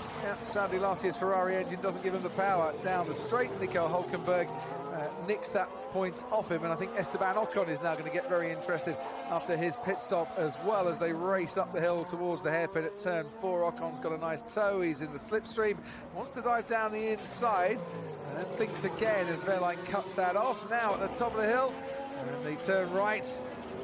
They're going to go wheel to wheel. Ocon's going to get the job done very nicely indeed. No contact made, but Ocon bided his time and picked just the right moment to squeeze past. Solid little driver, Esteban Ocon, isn't he? You don't really see stellar lap times yet, but he's always there or thereabouts, and very consistent in the races too. We didn't see all his race in China, but he was a bit disappointed. He thought 7th place was up for grabs, and they had a problem with the jack at one of his pit stops that delayed it by 12 seconds. So without that, he might have been up in the points even higher. He might be up in the points here this afternoon. Otmar Safnauer on the Force India pit wall. It's not looking too bad for your target objective of points finishes today, is it, Otmar? No, we need to get Esteban up there too, and then hopefully we'll have both of them in the points. Has it been a straightforward race for you? Have you had to think on your feet a little bit in this? A little bit of thinking on our feet because of what the others have done, and we had the safety car situation as well. But it is what we planned. We just had to juggle stop laps. They've both got 20-odd laps to, just over 20 laps to do to the end of the race. Is that a struggle this evening now? I don't think so. Otmar, thank you. They're waiting down at Mercedes for Lewis Hamilton to come in and pit. He's just making his way round the final corner, as you can see now. And the race leader, who will have a 5-second stop before they work on his tyres and get them changed, now comes in. So the gap was 10 seconds between himself and Sebastian Vettel. Well, 5 seconds of that is wiped off as they stop now. And this must feel like 5 years if you're in the cockpit. Shaking his head, Lewis Hamilton, there before they get going. Cloud of brake dust and carbon coming off the front wheels as they change the tyres, and now it can get going again. I bet they had all new batteries in their stopwatches on the Mercedes pit wall. Remember last year when stopwatch didn't work? Yep, that time they stopped certainly a little bit less than they have before. Back out into the race then, Lewis Hamilton, who was in the pits for 30 seconds. He's out, though, ahead of Kimi Raikkonen. So he's currently running third behind his teammate and behind Sebastian Vettel. Ricciardo just sets the fastest lap of the race on a new set of super soft tyres. Interestingly, Hamilton's gone for a set of softs. New, presumably, had 2 news available, didn't he? Rather than the used supers. And it's now about, can he catch his teammate? Can he pass him? Because I don't see them catching this man. No. What they did tell him, of course, is save your tyres for the end, because we think Hamilton will be coming at you after his stop, and how right they were. Oops, a bit of bumping of tyres there. That's why the right front was a bit slow. Danny Kvyat coming in then for his stop. That moves Ocon back up into the points again. Wehrlein up to 11th, Alonso to 12th, and Kvyat should come out behind Marcus Ericsson in 14th place, and neck with Jolyon Palmer in the Renault. just ahead of Jolyon Palmer in the Renault. So race leader Sebastian Vettel then after 42 laps, and behind him is the Silver Arrows of the Mercedes, 9.5 seconds behind and a tenth of a second slower on that lap. And as we just see there, the bumping of the tyres, the orchestration not quite right at the Toro Rosso pit stop on that occasion. Hamilton 19 seconds behind Sebastian Vettel. The chase is on. Ted. Our boys have timed Lewis Hamilton's penalty after what you're referring to them going too long. 5.1 seconds. Bravo, Mercedes. Bravo. But he's also been on the radio, Hamilton, and saying, hang on, guys, why have you put the soft tyre on? I thought it was meant to be slower. And the response was, no, Lewis, based on our tyre data, this is the better tyre to be running at the moment. It's just what I was saying earlier about they stick it all the tyre data from Friday and indeed from the race, all goes into that clever computer. Hang on, Ted. Why do we go for this tyre? It's all based on data, Lewis. We think this is the better tyre. I mean, the evidence of Bottas struggling on the Supersoft would support that, wouldn't it? Maybe you don't need a computer to tell you that. But, you're right, Ted. It was Bottas on the road saying, I think the soft will work better, wasn't it? Yeah. The man in the middle of the screen there, the chief strategist, James Vowles. He said he was going to have a tough afternoon, even before the safety car came out. It certainly proved that way, not helped by that 5-second penalty for Hamilton as well. He's got a fair gap between himself and his teammate, but is now starting to put in sector times as those tyres warm up and the grip increases with it. That mean the charge could be on. And this is the battle for 13th place. Marcus Ericsson and Danny Kvyat in the Sauber and the Toro Rosso.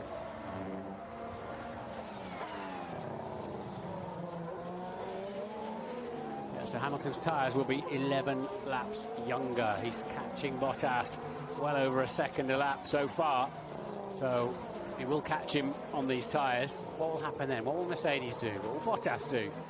Will Hamilton just sail past anyway? There's 13 laps to go. He was 1.4 seconds quicker than Sebastian Vettel on that last lap. It was Lewis Hamilton. He's got 17.6 seconds to catch him up. I get the feeling on the last lap then, if he can clear Valtteri Bottas, if he can keep this pace up, Martin, we could be in for a bit of a barnstorming finish. If Mercedes agree with you on that, Crofty, Bottas will be shuffled straight out of the way. And that's why he's been given the hurry up as well. Important to close this gap down to Sebastian Vettel. They'll want to give him every chance to do it himself.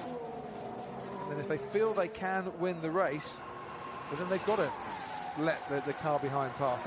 As unpopular as that might be in certain parts of the woods in Finland. At least some great action going on down into turn one, as always here in Bahrain. And he's not quite got it done yet, says Danny Kvyat. Now he has.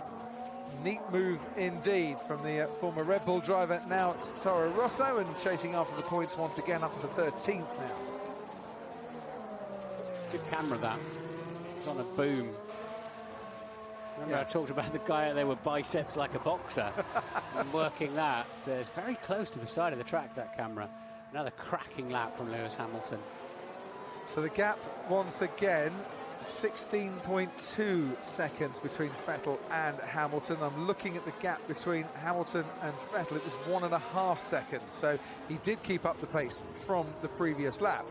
And it is heading at this rate. If he can clear Valtteri Bottas to something on the last lap or the last couple of laps where the Mercedes and the Ferrari could be very close together. When he clears Bottas with this pace, these fresher tyres. And what they must do, if they're going to do that, is they must not let it cost him a half a second or a second in one corner. It almost needs to pull over and let it, because it's done and dusted by the looks of it, isn't it? For second. We'll see what happens when he gets there. Preempt that too much.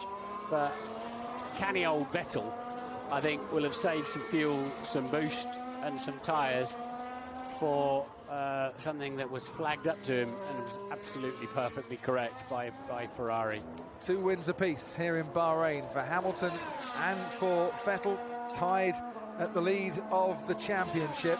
At the moment, it looks like one of those two drivers is going to take the victory here under the lights this evening. Will it be the Reds or will it be the Silvers? Now that Hamilton's taken that 5-second penalty, we're comparing apples with apples, aren't we? It's absolutely the times you see on the screen now. We don't need to put a fudge factor into that any longer. Tell you what, if he comes second by 4 seconds. Yeah. Hamilton is closing on Bottas with used option. And the used option, say Ferrari. It's looking at it, 8 laps these tyres have done. So these will have been the softs that they used Mercedes in the early qualifying stage yesterday. Yeah, I thought he got 2 sets of options left, but clearly it was just 1 and 1. Option and prime. You're right in what you're saying, Martin. You come across Valtteri Bottas at the wrong time if you're Hamilton. You're going to take a little bit more life out. It doesn't want to be floating around in the turbulence. For Mercedes team here, put aside the 2 drivers, but it doesn't want to be floating around in turbulent air for 2-3 corners before it gets done. So if they're going to make the decision, it almost needs to be made on the main straight the next time they come round to it. Yeah, and it's going to be a tough call if they do that with Bottas, but if they do it at all. Well, it's harsh, isn't it? Valtteri got pole, should have the advantage of strategy, and certainly did change tyres at first, but they feel that they can take the win, then surely in the constructors' battle, and they need to do that. Yeah, but his teammate's coming at him at 2 seconds a lap now. 15 seconds off the lead, Crofty. 10 laps to go. Make that 13.7 seconds off the lead, because once again he's pulled out a 1.3, 1.4 second better lap than Sebastian Vettel. Surely Vettel's kept a bit of tyre, kept a bit of fuel and boost. Well, you'd think so, Ted, but who knows? Who knows? Before we get into this fight, can I just give you a line from the Force India garage where there are a few smiles around, because Perez in 7th and Ocon in 10th are doing a fantastic job. It didn't work out that earlier stop for Hulkenberg. Vettel at 34.1, 34.1. You've got the pace to win this, Lewis. Come on, mate. Bono senses a little bit of competition out there tonight. Ooh, good stuff, yeah. So Grosjean did pass Hulkenberg in those pit stops earlier. He did. You can see there the top 10 points down to Esteban Ocon. Hulkenberg doing a fabulous job for Renault today. They need now, if they want to win this race, they need Valtteri on the left-hand side on this straight. It's not going to happen. Is that order going? Who gives that order? It would have been Paddy Lowe maybe last year, so it's Toto Wolff. Yeah. Got to be this year to make that order. Yeah, and there here it is. We go. That was a bit last minute, wasn't it? But that was pretty much what I was saying they didn't need to do. Basically lose any kind of momentum whatsoever. And off he goes. Right, so the gap was 13.7 seconds between Sebastian Vettel and Lewis Hamilton. Valtteri Bottas has made way, and the gap is still 13.7 seconds. You could argue, Martin, that being held up a little bit, Mercedes have wasted a lap there. I think I did mention it, Crofty. Anyway, what would you say in darts now? Game on or something like that? I certainly would. Because that's what it is. It is very much game on here. But after one win apiece in the opening 2 races of this season, who's got the double to finish here in Bahrain under the lights? We are on lap 48. Lewis Hamilton is chasing down Sebastian Vettel. So Vettel's coming up to back marker traffic. Vettel's coming up to back marker traffic, Lewis. It's still all to play for, mate. Come on. Oh, and will the back markers, if I can carry on the darts analogy, give best of order here for Sebastian Vettel? Well, the same back markers will be there when Lewis gets there as well. But what Bono's saying there, I mean, it's not going to be very long before Lewis can see the back of the Ferrari on the pit straight. Here we go. This is a slightly unorthodox place to let your teammate through, may I say. And it's a good job that he's got the reactions of a cat. And a fairly alert one at that, maybe perched on top of a chimney pot today. That's almost a carbon copy of what Nico Hulkenberg did to Lewis Hamilton in practice, that Hulkenberg had to go and see the stewards about. That's what it looked like from Valtteri Bottas' cockpit. Do you feel a modicum there, didn't it? Yeah. Do you feel a modicum of sympathy for Valtteri here today? Yes, I do. But he's had, he overheated it, or his rear tyres overpressured, which comes with overheating anyway. They go hand in glove, and he just hasn't had the pace. But, Vettel and Hamilton are multiple world champions for a reason. 12.1 seconds. Now the gap, only a second faster Lewis Hamilton on that lap as Sebastian Vettel just turned it up a little bit. As you can see, the Ferrari is now behind the Renault of Jolyon Palmer and the Sauber of Marcus Ericsson. Now, is he starting to get held up a little bit?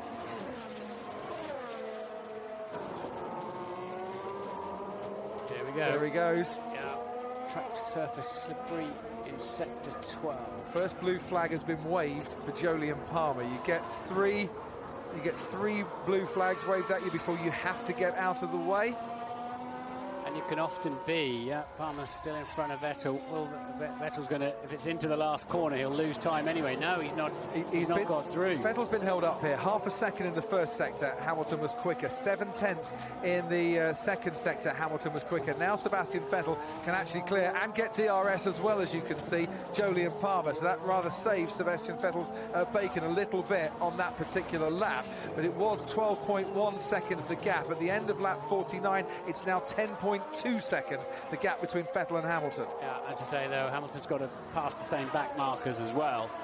But, you know, he's got the flavour, hasn't he? Yeah. Now, Lewis, he can start to see the sponsorship on the rear wing of that Ferrari soon. And he'll be able to, that definitely inspires you when you're catching somebody else. Not that Hamilton needs a lot of inspiration and pushing on when he's in this form. First blue flag has been waved for Marcus Ericsson. Very wide. It's all going to happen at the end. Just keep it up, mate. We rather sensed that it would be. He's got to clear those back markers, as you said, Martin. He might get them at the right time. He might get a bit of DRS as well. You just don't know. It's all in the lap of the gods. This is why I ban these blue flags. This makes it more exciting. Vettel's past Ericsson now. So next up the roads, Kvyat and Alonso. Well, a tortoise would get past Alonso, so that shouldn't be a problem. Kvyat might not be quite as easy. Yeah, it's been a turtle disaster, isn't it, for Alonso this season? It's getting worse, Crofty. It's getting worse. It's late. What can I say? 7:30 here in Bahrain. 1/10 of a second quicker for Lewis Hamilton and Sebastian Vettel in the first sector of this lap, 0.4 of a second quicker in the second sector. He needs to be more than a second quicker, maybe about a second and a half quicker to keep that gap coming down and to try and make an impact on the last lap of this race. Who's your driver of the day? It was Max Verstappen in China. There could be a few contenders here today. The gap is now 9.4 seconds. Hamilton needs to continue to pick up the pace a little bit. Ted, down to you. I'm watching a brilliantly nervous and tense Ferrari pit wall. Maurizio Arrivabene can't take it, actually. He's just left the pit wall and has gone into the garage just to walk around, I think. I don't know whether they are... Well, I'm sure they're keeping Sebastian Vettel informed. Whether Vettel is just taking it easy, whether he has something in response at the end, we'll have to wait and see. But this is brilliant. Just a quick answer as to where Valtteri Bottas's pace has gone. It seems to be oversteer. He's been on the radio saying that the rear end of the car has just been all over the place today. So it's 9.3 seconds. Vettel passed his cars. He's passed 2. He's got another 3 ahead. So it's Palmer and Ericsson coming up for traffic next. So I say probably 9.1. What is it? 9 seconds now. Plus 2 cars, as Lewis has pointed out. If he had a dog, he'd pat a ball patch on its back at the moment. Maurizio Arrivabene, he looks as tense as I've ever seen him. If Vettel's got any pace left in the tyres and the motor, it's probably a good time to deploy it. Previous winners here in Bahrain, you'll see 2 for Lewis Hamilton in 2015 and 2014. You'll see 2 for Sebastian Vettel in 2013 and 2012 as well. One of them is going to get the hat-trick of wins in Bahrain, but which one will it be? Will it be a brilliant return to the Sakhir circuit for Sebastian Vettel 12 months after his engine failure on the formation that cost him any part whatsoever in the 2016 race, or will it be a 55th victory overall for car number 44, Lewis Hamilton in Formula One? What's the gap? 8.8 seconds. He could do with those back markers holding up Sebastian Vettel for a little bit longer. And as Anna Sauber slowing down, that'll certainly help Lewis Hamilton. Poor Marcus Ericsson. He's out of this race. There's a service road there, so it shouldn't need any more than double. Stop it there, mate. Stop it. Stop it there. That'll do. Unless it's his brakes that have gone. Nope, he didn't stop. What's going on? Gearbox broken. Took his team rather by surprise, it sounded there. So he's out of the race. They need to push the car away. That's quite critical because that's a big overtaking place if Hamilton were to catch the Ferrari, which is looking less likely now, I think, anyway. But up into turn 4 with yellows, I don't think that needs a virtual safety car. It's touch and go, though, because you've got to look, because he's gone so far up the hill. Well, that's the man that makes the decision, Charlie Whiting. Yeah, now he's going to get people on the track. It's if he'd have stopped it earlier, they could have just pulled that away. Fernando Alonso still going. You can see the orange car in between the Sauber of Pascal Wehrlein, who's running in 11th place, and Danny Kvyat, who's closing fast on him behind in 13th. But the one you're really interested in is that one, the red one, Sebastian Vettel, who's got those 3 back markers ahead of him, and now double wave yellows that they can push it away, and are doing so. 3 cars to hold up Sebastian Vettel just a little bit, and he now needs to get past. The gap between himself and Hamilton was 8 seconds. It is now down on this lap, reduced that down to 7 seconds. Half a second gap between Vettel and Hamilton in Hamilton's favour through the first sector. You rather think he's running out of time, but it all depends on whether he can clear these back markers very quickly. Yeah, because Hamilton has passed Palmer, so they're now, there he is in the background. Yes, traffic comes into play. How right you are. Just looking for battles elsewhere that we haven't mentioned for a while. We saw Kvyat on the back of Alonso. Vettel's past Kvyat. Alonso, he'll pass him before the final corner. And that's just Wehrlein then on the pit straight. He might not get to him before the final corner. He'll be right there off the final corner. He might even have Kvyat by the time he gets down to turn 1. That's all worked quite nicely for Seb Vettel. A man, of course, who has never lost a championship that he has led at any stage in the season. He came into this race and has 4 laps remaining now as the championship leader. By the matter of... What was I saying about passing the McLaren easily? Talking rubbish. He must have it cranked. Race winners. And a season last year where that didn't happen, but he started so impressively in Australia at the beginning of this season. Ferrari carrying it on here under the lights in Bahrain tonight. Nothing else in front of Vettel now, and it's Hamilton who's suddenly got 3 cars to pass. I think that's done and dusted, Crofty. 2 wins in his last 3 races will be the prize for Sebastian Vettel at the end of this race, if it stays the way it is. He only took 3 wins in his first 40 appearances for Ferrari, but they seem this year, Martin, technically with that car, to have got it right. Lewis is going to get tantalisingly close to within 5 seconds of the Ferrari, which will torment him. As I said, they didn't need to back up Ricciardo. There was not a lot of point in risking that penalty. He was not going to get out of his own pit anymore. What he was doing was compromising his opposition because he had to stack, so he was compromising the others, and that's exactly why the regulation's there. 5.8 seconds the gap. I did ask what if he was 4 seconds behind at the end. It's a shame you're not on the podium asking the questions tonight. You could have asked it yourself. Ted, down to you. Oh, sorry, it's Danny Kvyat and Fernando Alonso exchanged places, and they got very close together there, but Kvyat goes up into 12th place. Sorry, Ted. I'm sure that 5th-place penalty, potentially costly 5th-place penalty, isn't playing on Lewis's mind, but he's still asking his team whether they're still on to be very close on the last lap. He's being told that they're still looking at it, and just now, actually, he's just been telling that it's too big a gap, but I'm sure he's not going to give up yet. That's not in his style. Just a quick thought about pitting under the safety car the way Mercedes did. That did give them the advantage, didn't it? If it had all worked out, then it would have been a lot harder afternoon for Sebastian Vettel, as it's turned out to be. So Ferrari, if they do win this, they've won it despite not having the rub of the green under the safety car. Yeah, they won it because they drove the strategy, Ted. Yep. Just looking in the background, Fernando Alonso and Jolyon Palmer scrapping away. Anybody know where a fuel station is? Engine problem. Box now. Needs a bit more unleaded. Seems like he's got all 6 going up and down, those pistons. He's just coasting at the moment.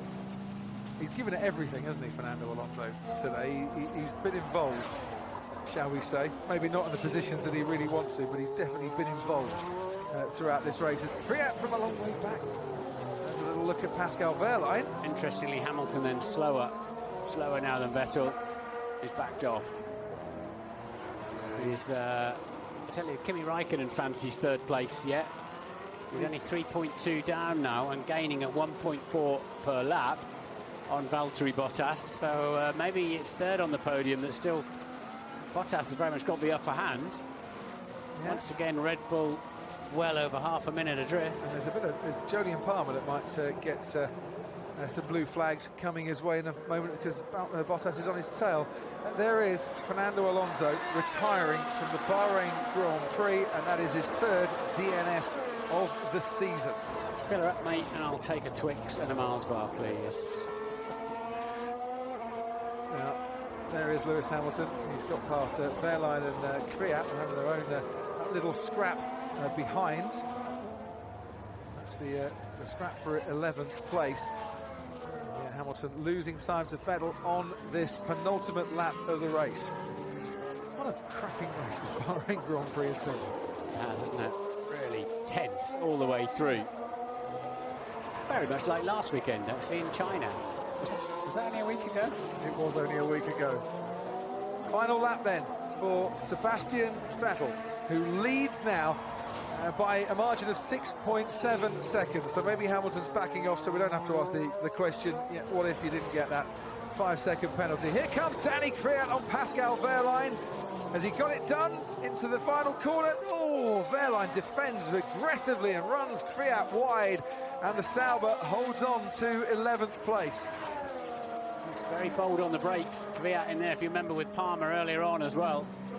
So just then, 13 runners into the last lap. On board with Lewis Hamilton through turns 6 and 7, braking zone downhill for 8.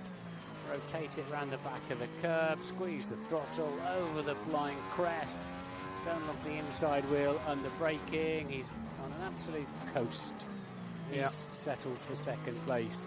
And Sebastian Vettel is going to be picking up the maximum points that he so wanted from this race. A man, he's been on the podium, Sebastian Vettel, for the last 3 races since it became a night race here in Bahrain. He hasn't stood on the podium at the Sakir circuit. He's going to be standing on the podium tonight. He's going to be standing on the top step as well. Came to the deserts, tied on 43 points with Lewis Hamilton. He's had the expected duel with the 2016 champion. But Sebastian Vettel, the current 4-time world champion, is going to win that duel in the deserts and take the Bahrain Grand Prix and stretch out his gap once again at the top of the Drivers' Championship to 7 points. Hamilton comes home for second place for Mercedes, and beating into second place his teammate Valtteri Bottas, who started on the pole position and comes home to fill the final podium spot. Not by much from Kimi Räikkönen, only 2 seconds between the two Finns. Räikkönen just misses out on the top 3 once again. Red Bull have to settle for 5th place with Daniel Ricciardo. His teammate Max Verstappen retiring with brake failure a long time ago. Fireworks light the night sky. The predominant colour is red, and the winning colour here in Bahrain tonight is very much red as well. P1, Sebastian. P1. What a race! You were the quickest. You were the quickest.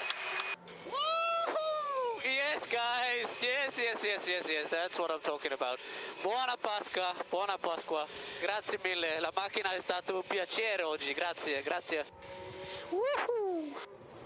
Running offline to pick up a bit of discarded rubber on their tyres to make sure it's helping in the weighbridge. If there's excessive amounts, the FIA can actually ask you to put another set of tyres on. But they all still do it. But Ferrari won that again, fair and square, just like in Melbourne. Smart strategy, raw pace, had the pace to cover, again, whatever Mercedes did. And these two then are really shaping up for quite a season, aren't they? Vettel and Hamilton. Yeah. This is going to run and run and run. Well, they've been all smiles so far this season, and in the high-speed Chuckle Brothers Stakes, from me to you to me. So by the time we get to Russia in a couple of weeks, it'll be to you again. Or will it? Both Force Indias in the points. Ocon scoring yet again for Force India. Perez up to 7th. Good effort. Renault will be disappointed, I think. 9th for Hülkenberg from 7th on the grid. And despite losing, for example, Verstappen. Lewis, mate, P2. Tough day in the office, but yeah, great drive. Really strong last part. And Palmer down in 13th and final finisher. So some work to do for Renault's race pace. Yeah, just to complete the finishes, Felipe Massa with another top 6 finish, his 51st top 6 finish since the start of 2011, and only 8 of those have actually been podiums. Sergio Perez in 7th, as you mentioned, Martin. Romain Grosjean picks up good points for Haas in 8th. Nico Hülkenberg 9th, and yeah, Esteban Ocon, his first 3 races for Force India, all in the points and all 10th place as well. Pascal Wehrlein was about 25 seconds back in 11th place, but that's a strong drive from Pascal Wehrlein on his first Grand Prix of the season. That will have tested his fitness to the max, and he came through it unscathed, about a half a second ahead. Danny Kvyat, Jolyon Palmer, the final finisher. And Valtteri Bottas, who hoped to become the 107th different driver to win a Grand Prix in Formula 1, has to put up with just a place on the podium. His teammate Lewis Hamilton knows there's a long season ahead, but knows there's a very competitive, keenly fought season ahead, because the prancing horse was absolutely galloping here in the desert tonight. Big cheers for Sebastian Vettel, rediscovering the winning feeling.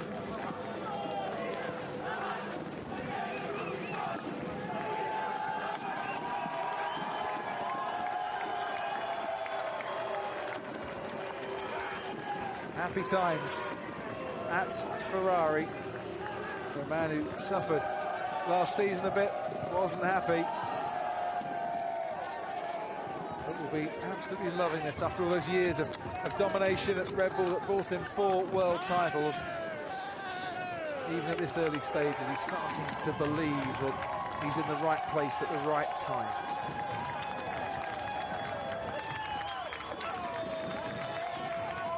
How to do it as well. He's not going to feel under pressure, is he, Vettel, leading a championship and fighting at all the different tracks, all the different weather conditions and surprises and safety cars and virtual safety cars we're going to encounter. 3 races down, 17 to go. Rather liking the way 2017 is shaping up. And a little a stroke and a pat for Gina, his race car.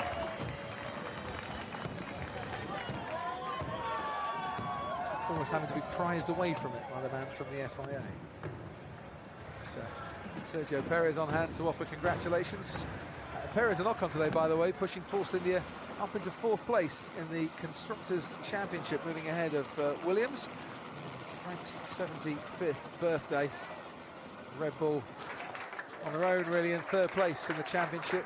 Ferrari now topping the Constructors' table by 3 points from Mercedes. McLaren 10th last. That's painful. One car didn't start, the other car for the 3rd time this season didn't finish. Well, it says a lot to confirm pretty much what the team was saying before the start of the season. Let's see if we can hear from the drivers.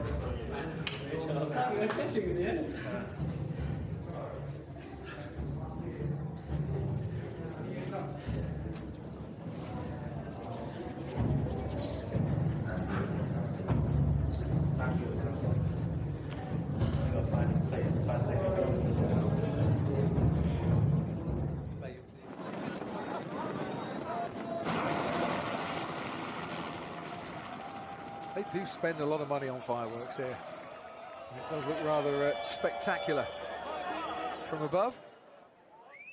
The only place it's calm is in the cool down. Grazie. Funziona la macchina, eh? Funziona la macchina. Non c'è male.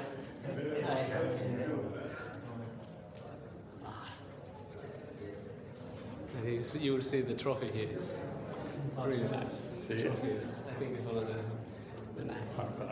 I'll keep it. Yes! I realized already in the first stint I can stay there, but overtake was difficult, but I can stay there. then the safety car came. I was like, not again. Yeah. But I think it came late enough, huh? Yeah. Otherwise would have been. Yeah. Again, safety car. The wrong time. But they don't like it because you were too close to the pit lane. When it came out, I was like, come on, this race.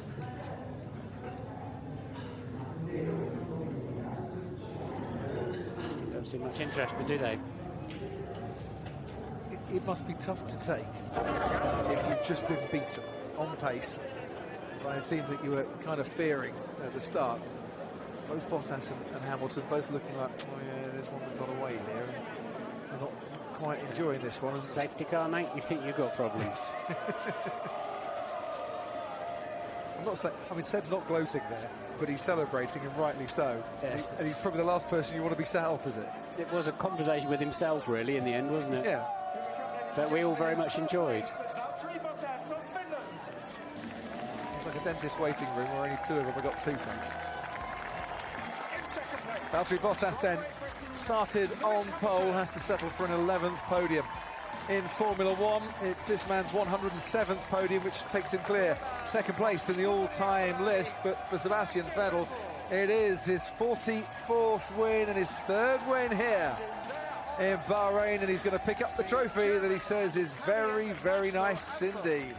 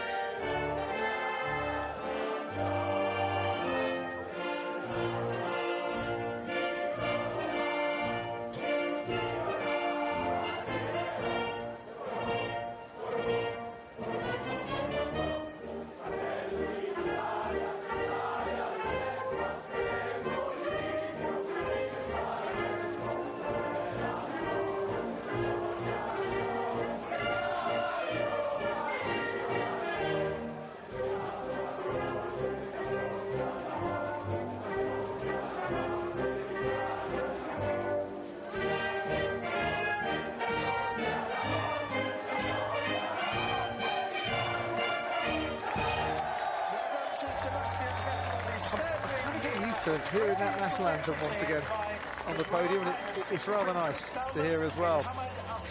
Four-time world champion Sebastian Vettel. It's a big trophy, isn't it? Crown Prince handing over the gold and silverware.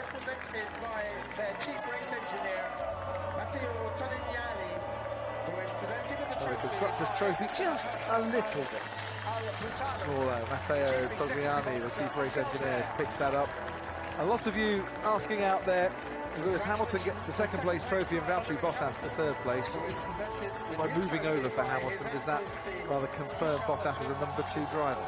It's 23 points behind Hamilton now, but it wasn't a straight team play, was it?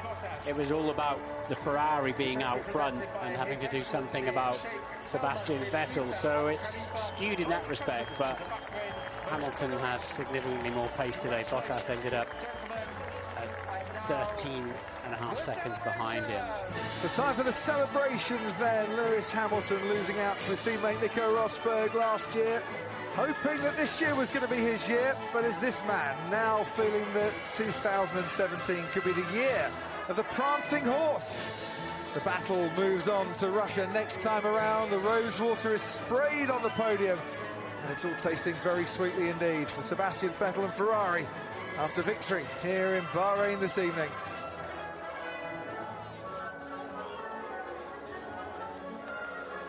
I don't know. It wasn't exactly frosty in the cool-down room. I don't think Lewis or Valtteri really wanted to talk too much to Sebastian, but there's smiles once again on the podium. Both Mercedes and Ferrari saying, isn't it great that we're in a battle against each other this year? It's what we want. That picture tells a story, doesn't it, of the season that's coming up. Certainly does. That will be about the development war, won't it? Who can keep producing a better, faster car every 2 weeks? Marhaba, Bahrain. Hello to the race fans around the world. And what a race. So, gentlemen, congratulations on your Constructors' Trophy there. Gentlemen, if you'd like to come on down. So, Seb, your 44th victory. Normally, 44 is a lucky number for Lewis, but you've just added another win. Your third time here in Bahrain, but most importantly, the second of the season out of 3 races. Great day. Yeah, really a great day. Don't know what to say. It was the last half of the in-lap when all the fireworks were there and the track was lit up. It was... I just love what I do. I didn't find any words. It was a really great team effort today. Right after the start, I could feel that, we're quick. We can have a word. So really tried to put Valtteri under pressure. He didn't do any mistakes, so it was difficult down the straights to get near him. But then we obviously went for the undercut, early pit stop, worked fantastic, very good job. And when the safety car came initially, I was like, not again. But but this time it worked for you.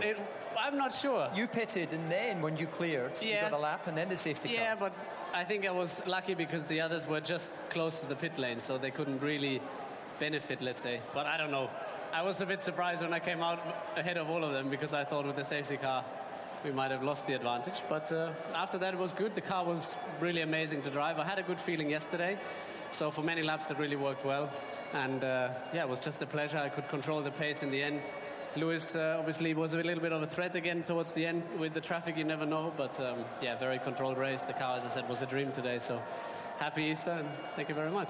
Good, right, we'll come back to you. I'm just going to pop round here beside Lewis. Now, Lewis, pit lane. What do you think of that? That 5 seconds was pretty costly today.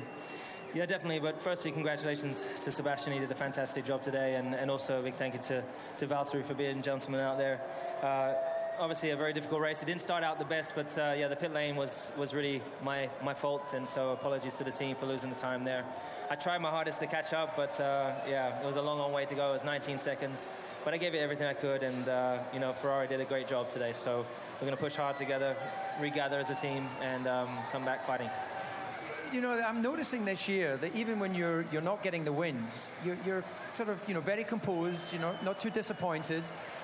What is this then? You really feel that this is going to be a long game championship? Of course, the disappointment is there, and as I said, losing points for a team is, particularly when you could have potentially won the race, is definitely painful. But it is what it is, and all I can say is I gave it everything I could.